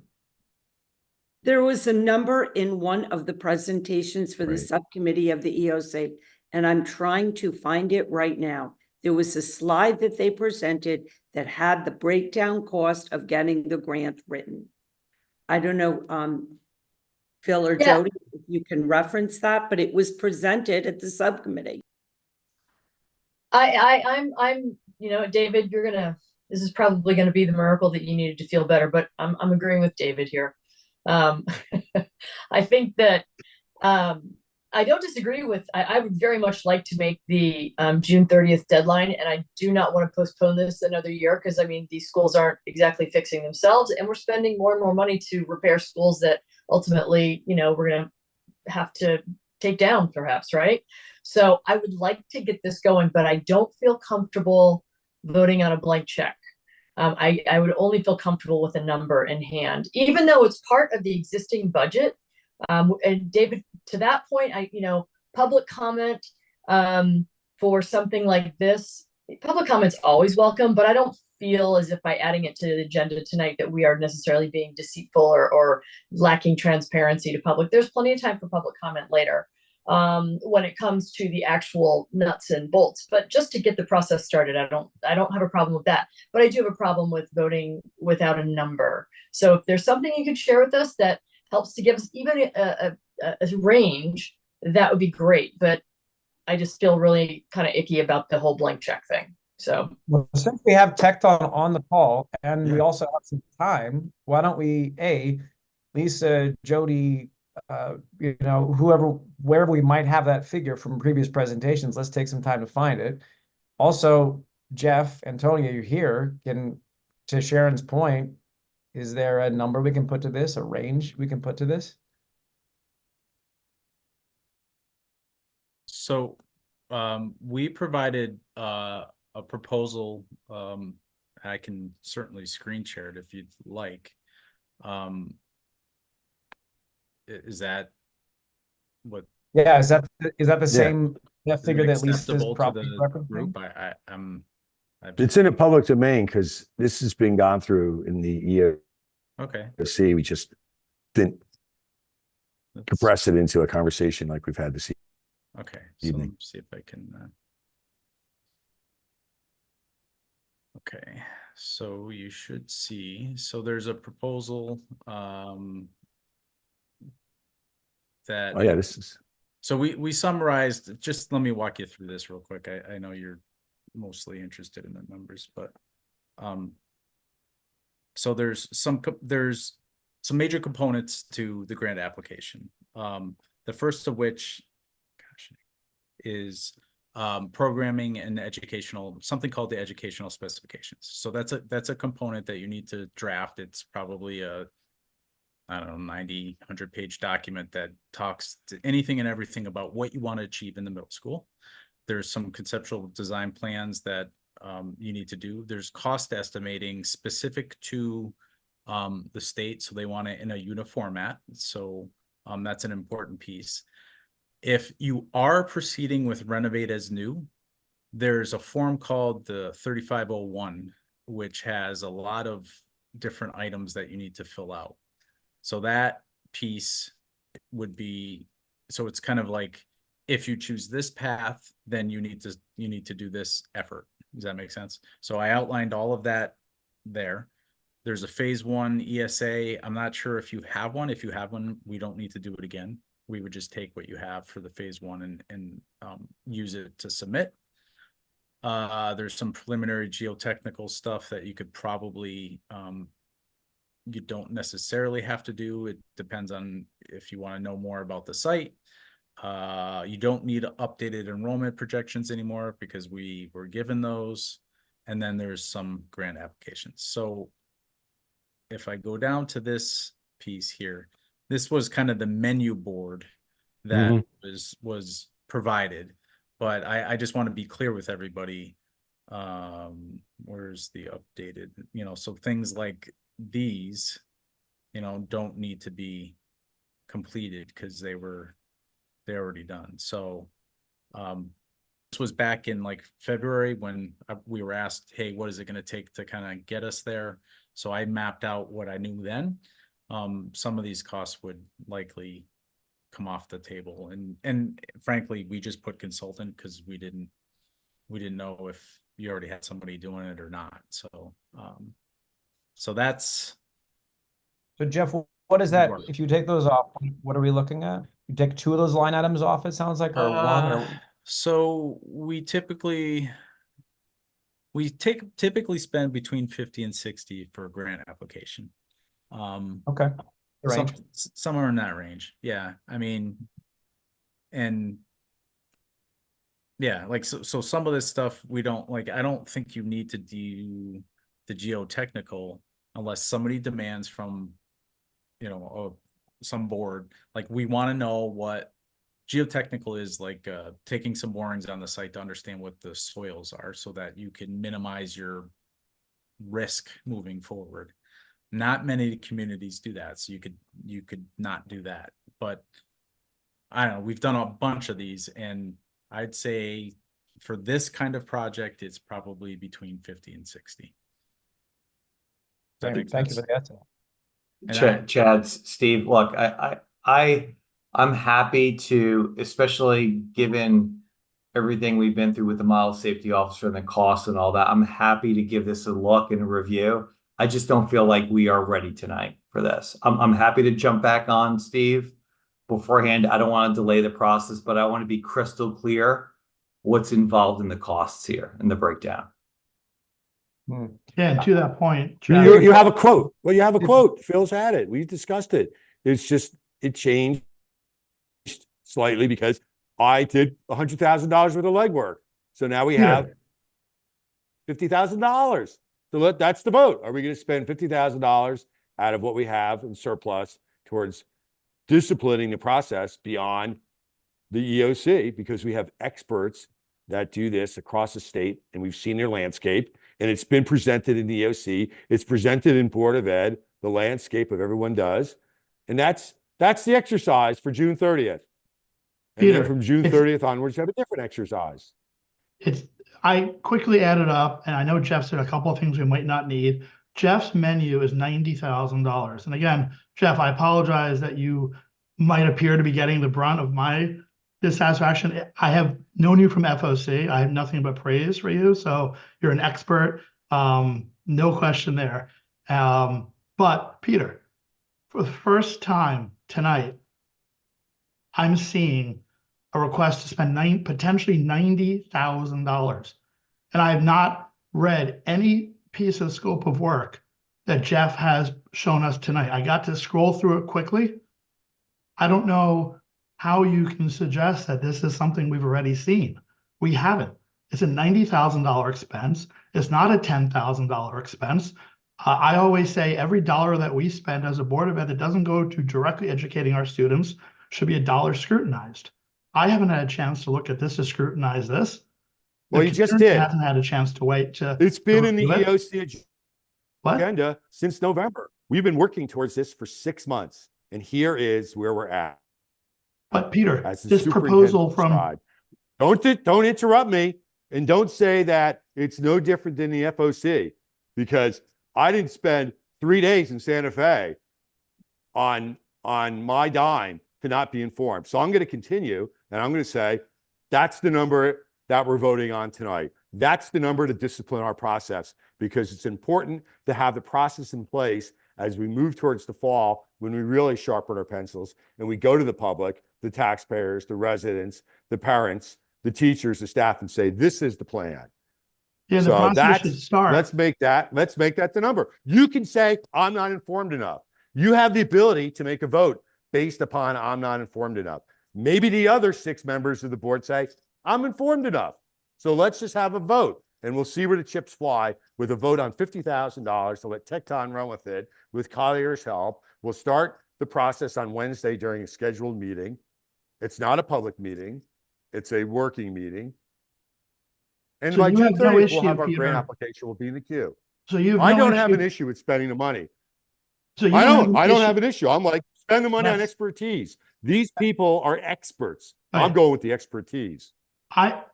With the exception maybe of you, has any other board member had a chance to thoroughly read and understand the Tecton proposal for $90,000? Yeah, in the EOC subcommittee, when they presented those same numbers. Okay, so that's 2 people, Peter and Chad. Well, but wait, I Three. agree I've that. seen him as well. Steve, what'd you say? 3, I've seen him as well. I haven't seen the presentation, but I've read through all the presentation that they've given and understood from some of the previous conversations that we had too. And so as far as spending the $90,000 on something that's going to change, because we're not yet ready, we're rushing towards a June 30th. There, $90,000, and maybe if it becomes 80, because Jeff's saying a couple of things we might not need. I thought Jeff 90,000 said is 50 or 60. not based on, Jeff crossed off 1 or 2 items that I quickly added up to about 14,000. So Jeff, are we looking at 50 to 60 or are we looking at 90? So yeah, I was you're not looking at 90. I took off the ones that I don't think you're gonna need. And I was at 65.5. But so those were, I took off the geotechnical, the updated enrollment projections, and then the additional graphic printed coordination graphic material piece, because you don't need that stuff for the grant application. So there was 2 asks. There was an ask to get the grant in, and then an ask to get you to November. So right. I think So this right is now- a relatively easy decision. Here's why. The question is, if we want to advance the grant process, if so, Tecton, and by the way, Tecton, I'm not trying to throw you under the bus. I'm just pointing this out. If we use anybody as a consultant to try to help us move this process forward, it would probably be about in this range. So the question is like, we don't need to closely vet this $60,000 number. What we do have to closely vet is whatever we end up doing in terms of the construction of the larger process. That's where we have to vet. Right. But we're not rushing towards a June timeline. This has been happening for a long, long time. If anything, If anything, the risk is on the other side, that over what would be like the difference between a $55,000 consulting fee or a $67,000 consulting fee, we miss a year. We're talking about a difference in reimbursement rate of either 22% or 12% potentially on a total budget for a process. Yeah, well, that's what It's we're trying Renovate to as figure out. new. It's Renovate as new versus New. new. And let's just But make sure we're if- talking 65,000 for Tecton to start. And again, I've watched Tecton, I've worked with Tecton FOC. The cost will go up because we are going to ask Tecton to make. No, just to get the process started. Yes, you're right. If we would change the plan, of course, you're right. You'd have to go back to consultant, but that's true of any situation. That obviously we're going to try to cut, I mean, measure twice, cut once with this, but so 65,000, how much for Collier? We haven't heard about Collier yet. Peter? I don't think Collier is a direct competitor of Tecton. Am I right about that or not, Jeff? No, but there's two things. It's bringing two consultants on, Tecton and Collier. So do we have a? Yes, if you go back to we're gonna have to do that if we're gonna build anything. We're gonna have to do that eventually. The question is not like, is it going to be $62,000? The question is, do we use $62,000 of expertise to get the grant proposal started now, or do we do it next year? And to be clear, the grant proposal process is what is going to allow us to save massive amounts of taxpayer money in this whole thing. Whether we do it this year, no difference between this year and next year. My fear, so let's put the Collier piece to bed. So it's Jeff is estimating 65,000. And I'm suggesting that 65,000 is the starting. And if well, you're right. No, you're right, David. $65,000 is the starting point. Before June 30th. No question about it. It will go higher because as this project progresses, we will have more expertise that we're going to need. You need to start somewhere. You need to submit the grant. The grant's going to cost $65,000. By the time the school gets to the point, or whatever we decide, by the time the school gets to the point where some type of construction begins, we will spend more money on consultants. No question about it. And no question level.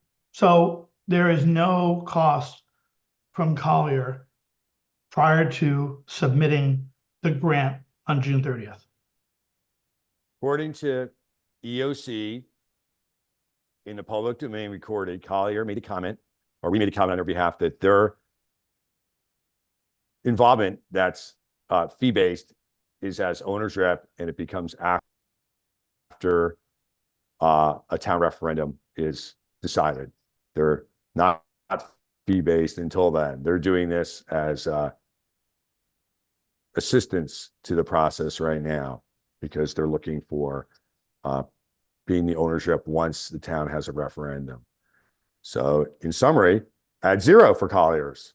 So Collier's going to work for free without a contract in hopes of they're just right now. Yes, that's the deal. Right now, they're involved because they know the landscape. They have 50 ongoing projects in the state of Connecticut. They have expertise. We've discussed this in the public domain at Board of Ed meetings in the past, their role and what they've added. And right now, they're like, we will add our knowledge to the grant application process, because we know what happens after the grants are vetted by the state, after the reimbursement is committed, and after towns go through their referendum processes. Then they kick in as owner's rep. Jeff, what was the So maybe I'm just brilliant. I got IDEO and Collier's to help us because we have great ideas. We're forward-looking 21st century Board of Ed, administration, and campus. And they're like, this is good stuff. In fact, to quote them, they were like, this is cool. So I'm going for 65, get the process going, discipline it, get it all on paper, go through the template that Jeff outlined tonight, submit it, and get to the hard work of sharpening our pencils on the rest of it, which was outlined tonight, the planning and the construction. Jeff, Chad's mentioned a couple of times the implication that if we don't move on this by June 30th, our reimbursement availability for next year could be wildly different. No, that's not at all what I'm saying. Not at Okay. all. Not at all. What I'm saying is your reimbursement rate depends. If you're building new, you can potentially get the same reimbursement rate as you can if you renovate as new, if you can show that the costs are within, I don't remember the exact number, but are somewhat similar. That takes a lot of documenting. Whenever we would do this year, next year, 10 years from now, whatever it is, whenever we would do that, that reimbursement rate is something that we want to be very, very disciplined about, making sure we find a way to obviously achieve the 22% reimbursement rate rather than the 12%. All I'm suggesting by saying June is that in order to be disciplined about the process, we should do that now so that we can be ready to go, to Peter's point, to what Jeff and Tony have been talking about, of having to make some of these decisions, so that we're not essentially kicking the can down the road till next year, at which point we'll have all the same decisions and the schools will be in like 365 days more of disrepair. It's the same decision this year or next year in terms of the reimbursement rate. Yeah, okay. So that's my concern. I think we are rushing. I have not had a chance to look at the scope of work that Tecton has proposed for $65,000. And I don't know what the dollar amount is in which the Board of Ed should be considering 3 bids. Again, this is not a slight of Tecton, but this is serious money. This is not an $5,000 or $8,000 expense. And Jeff, what is, other than lost opportunity time, is there anything that you're aware of that if we don't have the grant in by June 30th, a significant change is going to occur that we will be sorry that we didn't move this quickly? Well, yeah, I can't offer any guarantees on the reimbursement rate. I think you could certainly go on and look at your historical reimbursement rate. That would be a pretty good indicator moving forward. The real dollars that you lose if you were to support a major project, and if the community were to support it, and if you pushed it a year, the real money is the inflation. It's gonna, I mean, a project like this, it's millions of dollars. So it's other kind of intangible pieces that are hard to put clear numbers on. But there actually are tangible pieces, because we're eligible for Inflation Reduction Act refunds. The sooner we act, the sooner we get up to 20% back on our investment in energy efficiency, not only for the middle school and the pool, but all the campus facilities. So a delay in action is the delay in tax rebates that could be millions of dollars. A delay in action is delay in a couple more years that the middle schoolers aren't under educational spaces in 21st century curriculum as our aspirations. So if we want to attract people to move to the town, we want to boost our rankings, all the things I talked about, everything gets delayed. It's a ripple effect. So there's opportunity costs and there's financial costs to delay. And it's simply, let's spend some smart money on smart people, do a smart grant, and be in position to take advantage of it now than 18 months from now. And that's the simple vote I'm going to have a motion on, because I think we've run the course on this discussion, and, you know, I'm moving on. So I'll offer you some I'm ready to counter make a programming. motion. Interest rates are at their all-time high right now. And by No, every no. financial expert, in 18 months from now, they should be much lower. So it's We're hard. not gonna, We're we're not not financing spending anything right we're not- now. We're just we're putting not in the spending any application right money. now. It's counter programming to Peter's inflation statement. I just don't see the rush. I haven't had a chance to I review But Texcon's okay, work. sorry, David, you made your point. Thank you, Steve. Would All right. anyone else like to comment on this? I guess Then my I'm quick gonna- comment is, Please. my quick comment, Michael. Peter, is just really quickly. What is preventing us from making everyone feel more comfortable here by just putting together a few summary slides on what the cost is going to be, the breakdown of that, and then re-meeting on this one topic? I'm not suggesting we delay and miss the June deadline, but I don't understand why, you know, we talk about the discipline process. Okay. So why didn't we come, you know, tonight with an estimated cost, a breakdown of that cost, that we could all at least take a look at and bat around before we vote on it. Peter, I'm happy. Right. I'm happy You're to look good. at this. Yeah, you have 65,000 is going to be the motion. Tecton was candid. They have outlined it. That's After the deal, give or mile take a few safety pennies. issue, I'm just I want to see I'm numbers. sorry, I'm All sorry. right, so that Whoa. that's you have your own I- trepidations, I'm but I'm going to sorry. make a motion. First of all, I can't let that comment go by, Michael, about the mile of safety.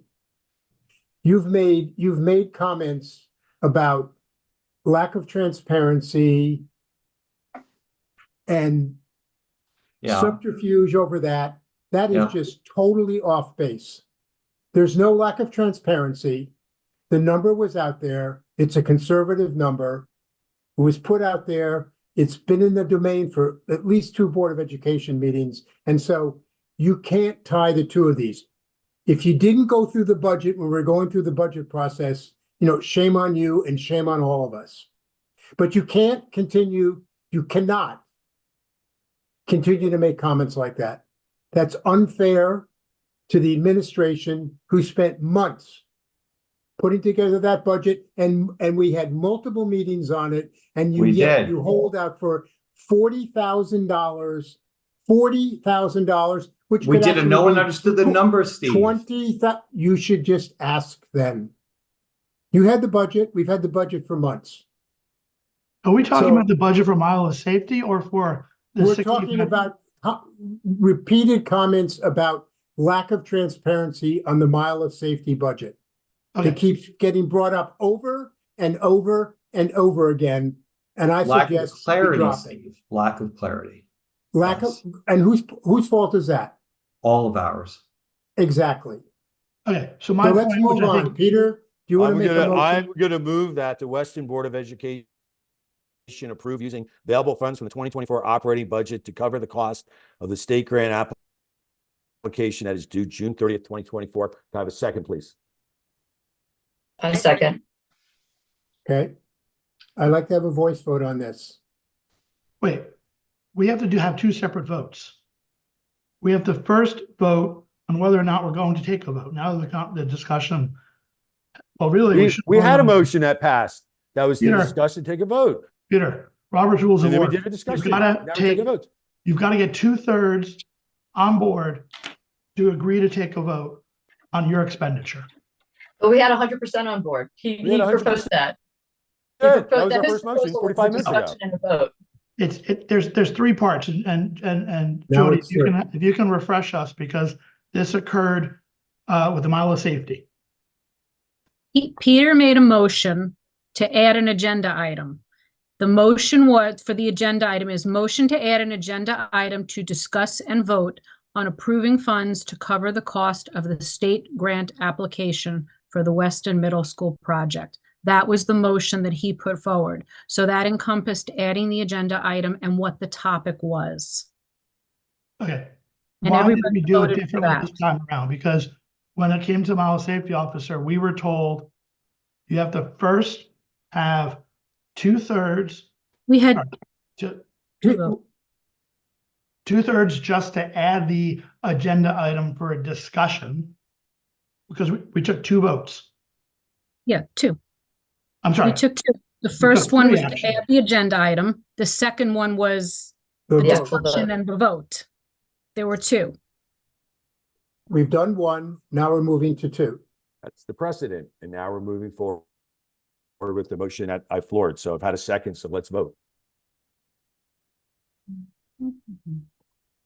So Okay. do you want to call roll call and vote, please? Sure. Peter Gordon, Aye. Chad Hepner, Aye. Michael Guido, No. David Felton, Absolutely not. Sharon Ferraro, Aye. and Bernadette Kingsley. Aye. Steve Ezzy's aye. Jody? Motion passes 6-2. Okay. I I'm just do. sorry, I'm sorry. I'm like, we have a new board member? Jeff. Yeah. Okay.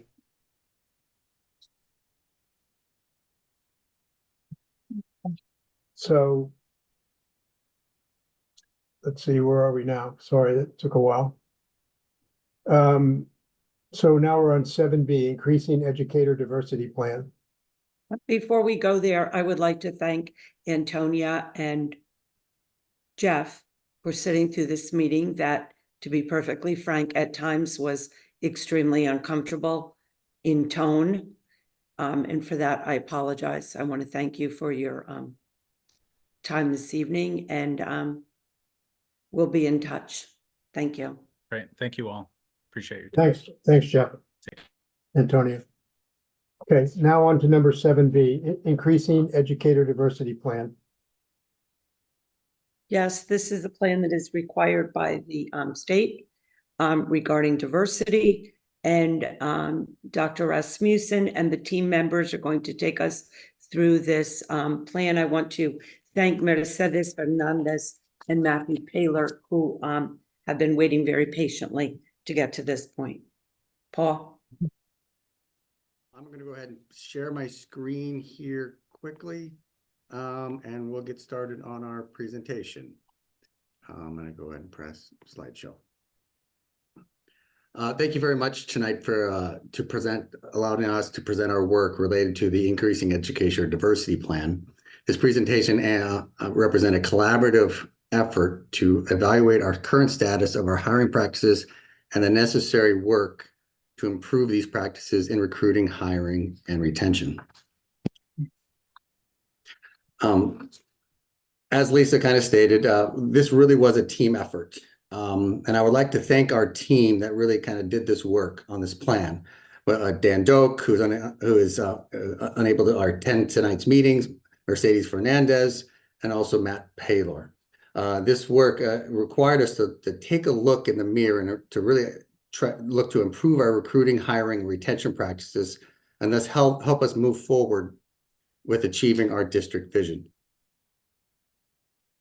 This mandate for the Increasing Educator Diversity Plan came from the Connecticut legislation, Public Act 23-167 in Section 10.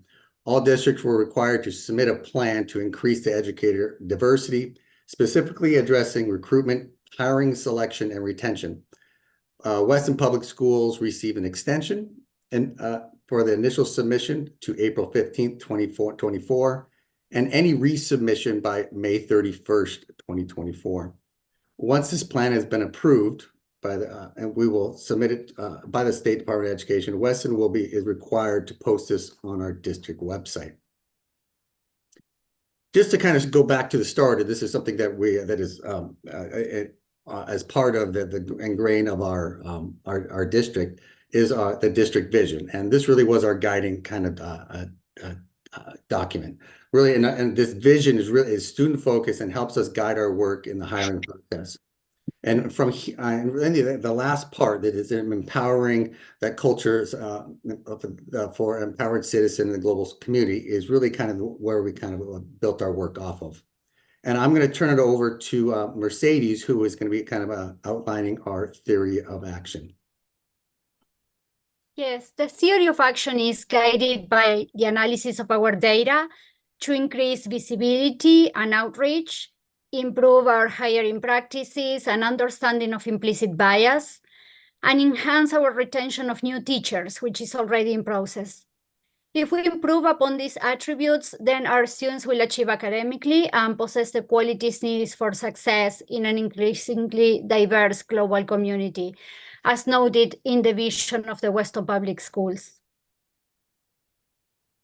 As stated in our theory of action, we have a three-pronged approach. We focus on improving visibility, on recruitment to reach more diverse candidates, improving our understanding of biases in the hiring process, and standardizing our hiring process around objective approaches, and our continued focus on mentorship, coaching, and PD needed for our newly hired teachers to be successful. For example, in the hiring, interviewing, and selection subsection, our goal is to, in the hiring process, is to ensure that we use objective analysis of our candidates.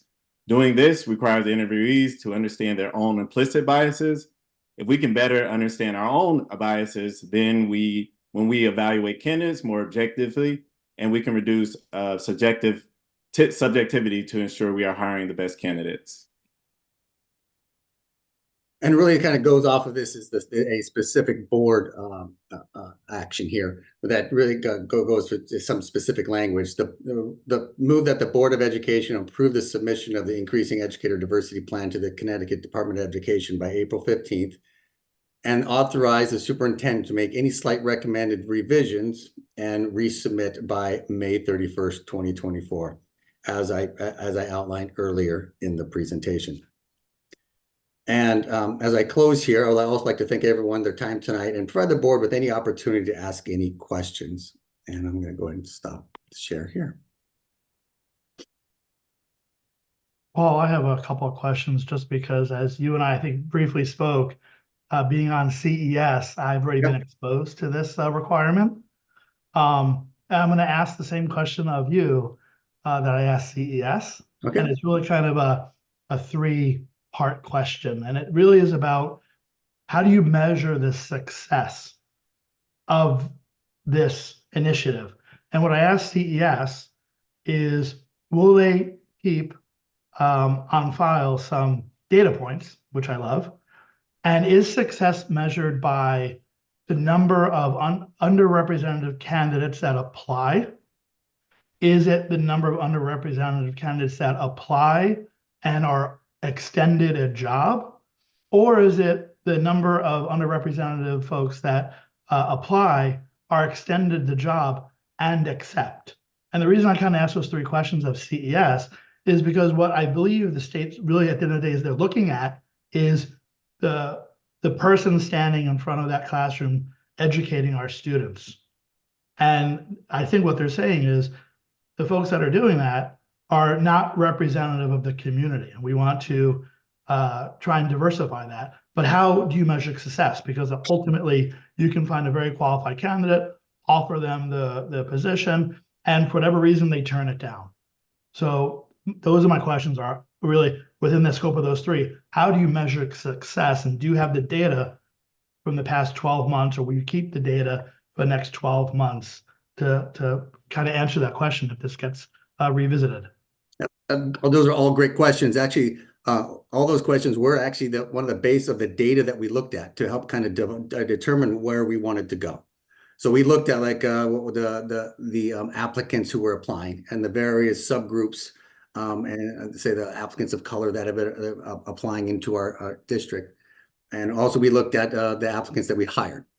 So they're really kind of getting at kind of where is that root problem cause? Because we are looking at the hire rate, but also the application rate, and we actually found them to be very similar. So what we actually found is that really our outreach was one of our big issues. We want to actually get more candidates. As anyone in the hiring process, the more candidates we can get, the better, that we can evaluate them when we focus on our objective approaches. So I would say yes to all those attributes, and that's something that we currently track. And it's one of those things that we actually put in the plan was as part of how do you going to measure success. It would be those specific type of numbers that we're going to be gathering. Okay, that was just my question, because the devil's always in the details, right? And there's the unintended consequences. The only one other question I had was, as you look to advertise these positions, presumably in markets or magazines or newspapers or online resources that are more heavily trafficked by the underrepresented community, do you also beef up or bulk up your mainstream recruiting so that you don't wind up with an off balance of, making this up? If you advertise the position in 10 different sources and 8 of those 10 sources are geared towards underrepresented, how do you balance out that while you're trying to attract the underrepresented community, you don't make the position unknown, unavailable, or hidden from the current the mainstream? I don't know what the right proper word is. Understood. I mean, to me, the more eyes we can get on any opening, the better. And so we found Indeed has been a good tool for us because it actually hunts out people in terms of the various profiles that they're looking at. there'll be other tools that we'll explore. Things I've seen on doing research of what has been done in the past. There's a like diversity in ed. There's a portal that actually where people can apply through that. So even attending fairs in Connecticut or even outside Connecticut. So we're trying to anything to actually get more applicants apply, and especially in hard to find areas. Thank you. I guess I'll ask a fiscal question since we've talked about it for Milo Safety and for the grant proposal. Is there a cost associated with this process that we need to be informed about or vote on or anything like that for proceeding with this? A lot of the costs are fairly nominal. Sometimes, like when some of the recruitment fairs, there's like a nominal cost. I don't know, like $50 to $100. So I mean, it's not something of a great expense. Nothing that's built into any of the budgets that we've actually put in. So. Yeah, there's no cost. Yeah. And one other question is, and this is just from what I read, but it sounds as though, based on headlines anyway, that it's not just trying to recruit underrepresented teachers. There's sort of like a teacher shortage, like broadly. Is that the case? And like, how does this topic weave into that landscape? And that's what I think I was trying to get at with David, is like, we want to get as many candidates to apply as possible. And so it really is the broadening that outreach and visibility, which is really our first goal, getting more candidates to apply and show how the great district that we have here in Weston. So to me, is the more the merrier. Okay, that's all my questions. Thank you. I have a quick question. I think I agree. I think it's a great idea. The more people we can get to apply the jobs, the more candidates we can see, the better quality of people will be able to get into the classrooms. That sounds so good. And I also love the piece where we're evaluating, looking at our own hiring practices to make sure that we're making good decisions and evaluating our own bias in the process. Do we have some thoughts about creating a sustainability to this so that we can continue that emphasis as the years go forward? That's part of, I think, developing that like a systemic approach through like the hiring guide, and also providing PD modules that training everyone, getting up to speed, and then anyone, say new administrators hired, then we have that system in place to actually for them to actually use for any professional development as needed to get up to speed.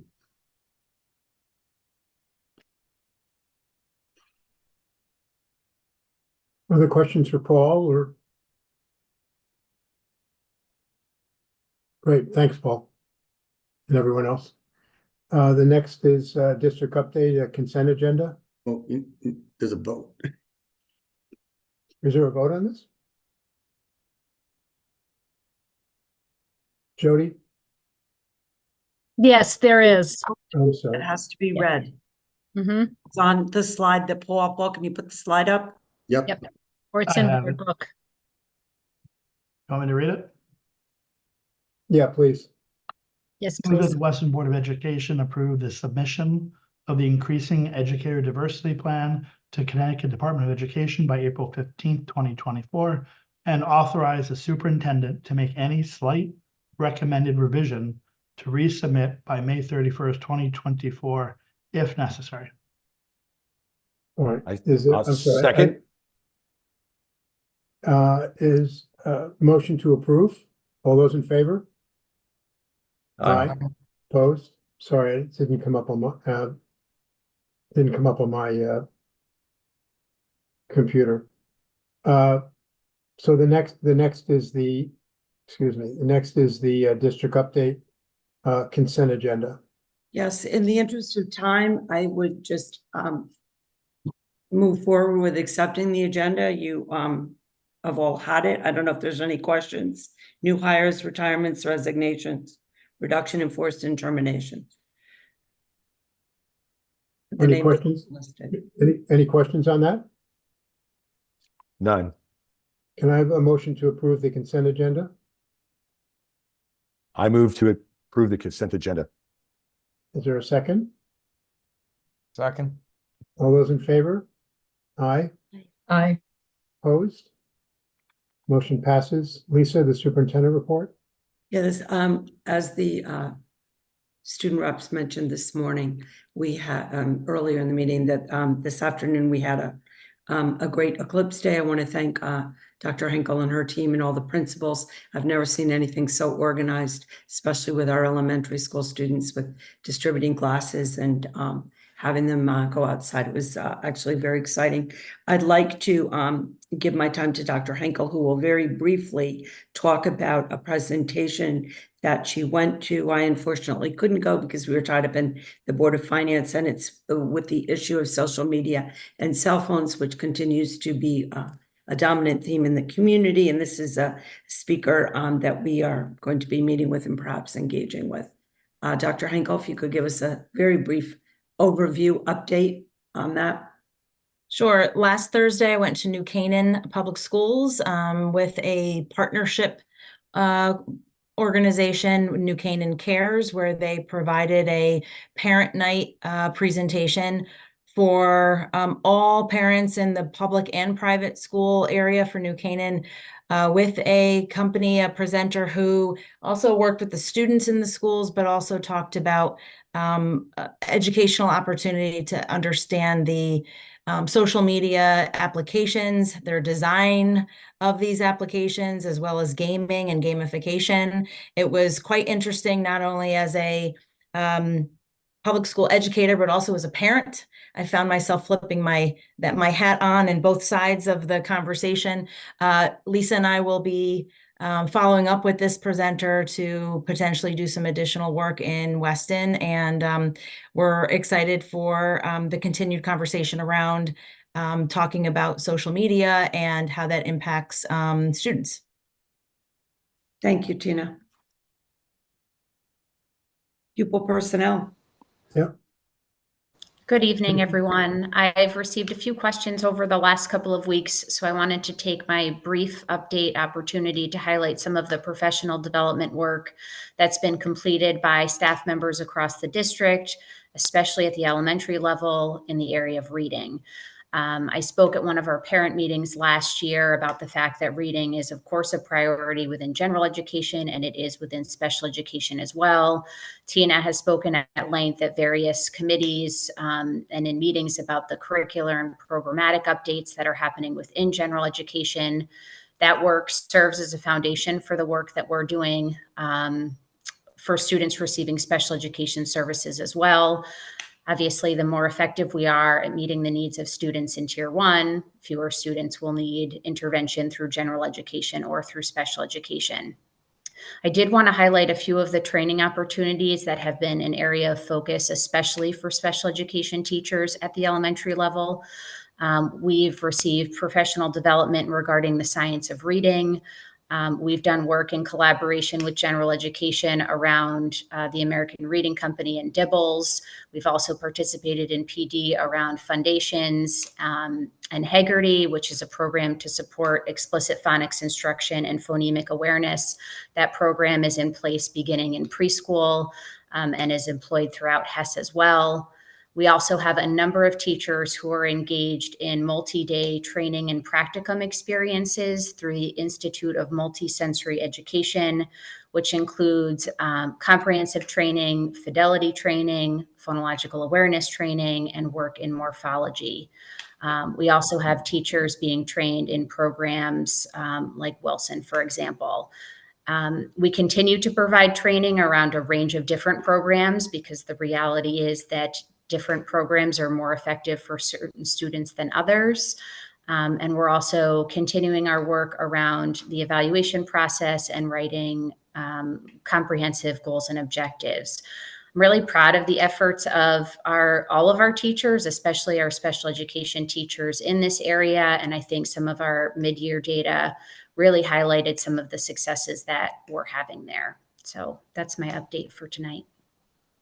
Thank you, Tracy. Before we continue to the finance and operations, I'd like to excuse the principals as well as Mr. Paylor and Senora Fernandez. Thank you for hanging in, and feel free to text me how the game's going.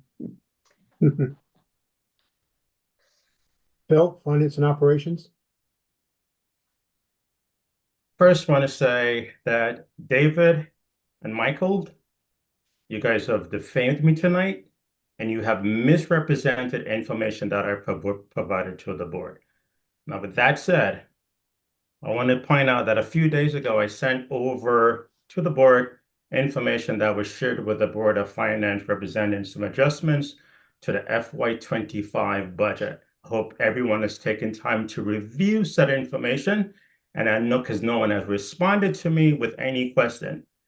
The Board of Finance has voted that as requested the Board of Education to request a special capital appropriation for 3 capital items that we have as adjustments.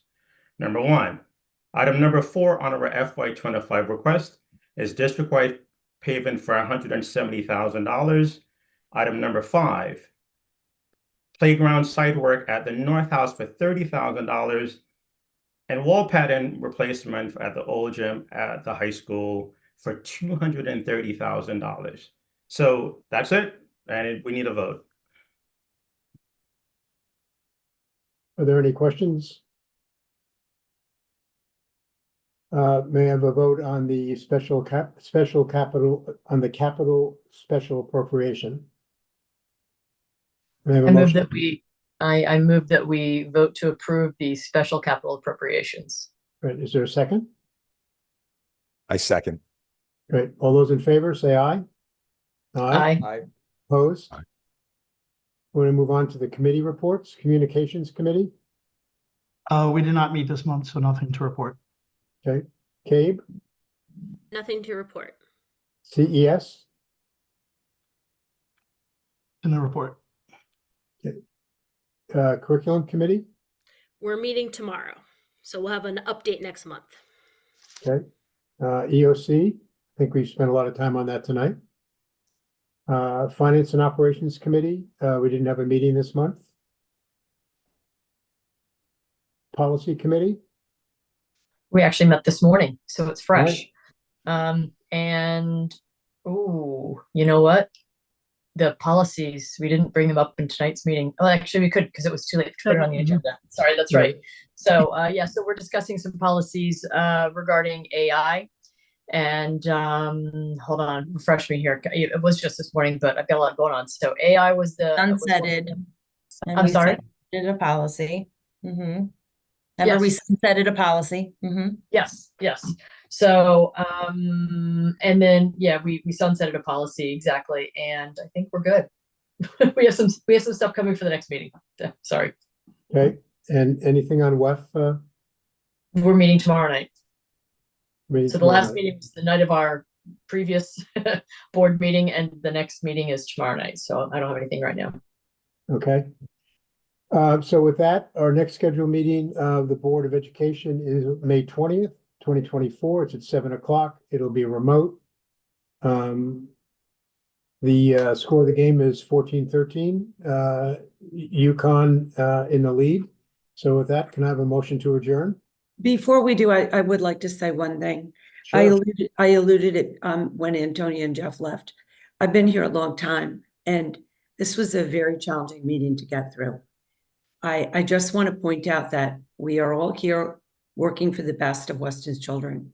And I certainly hope that the next time we convene, that we can remember that, be respectful to one another, and choose our words carefully. Thank you, Lisa. May I have a motion to adjourn? So moved. Second?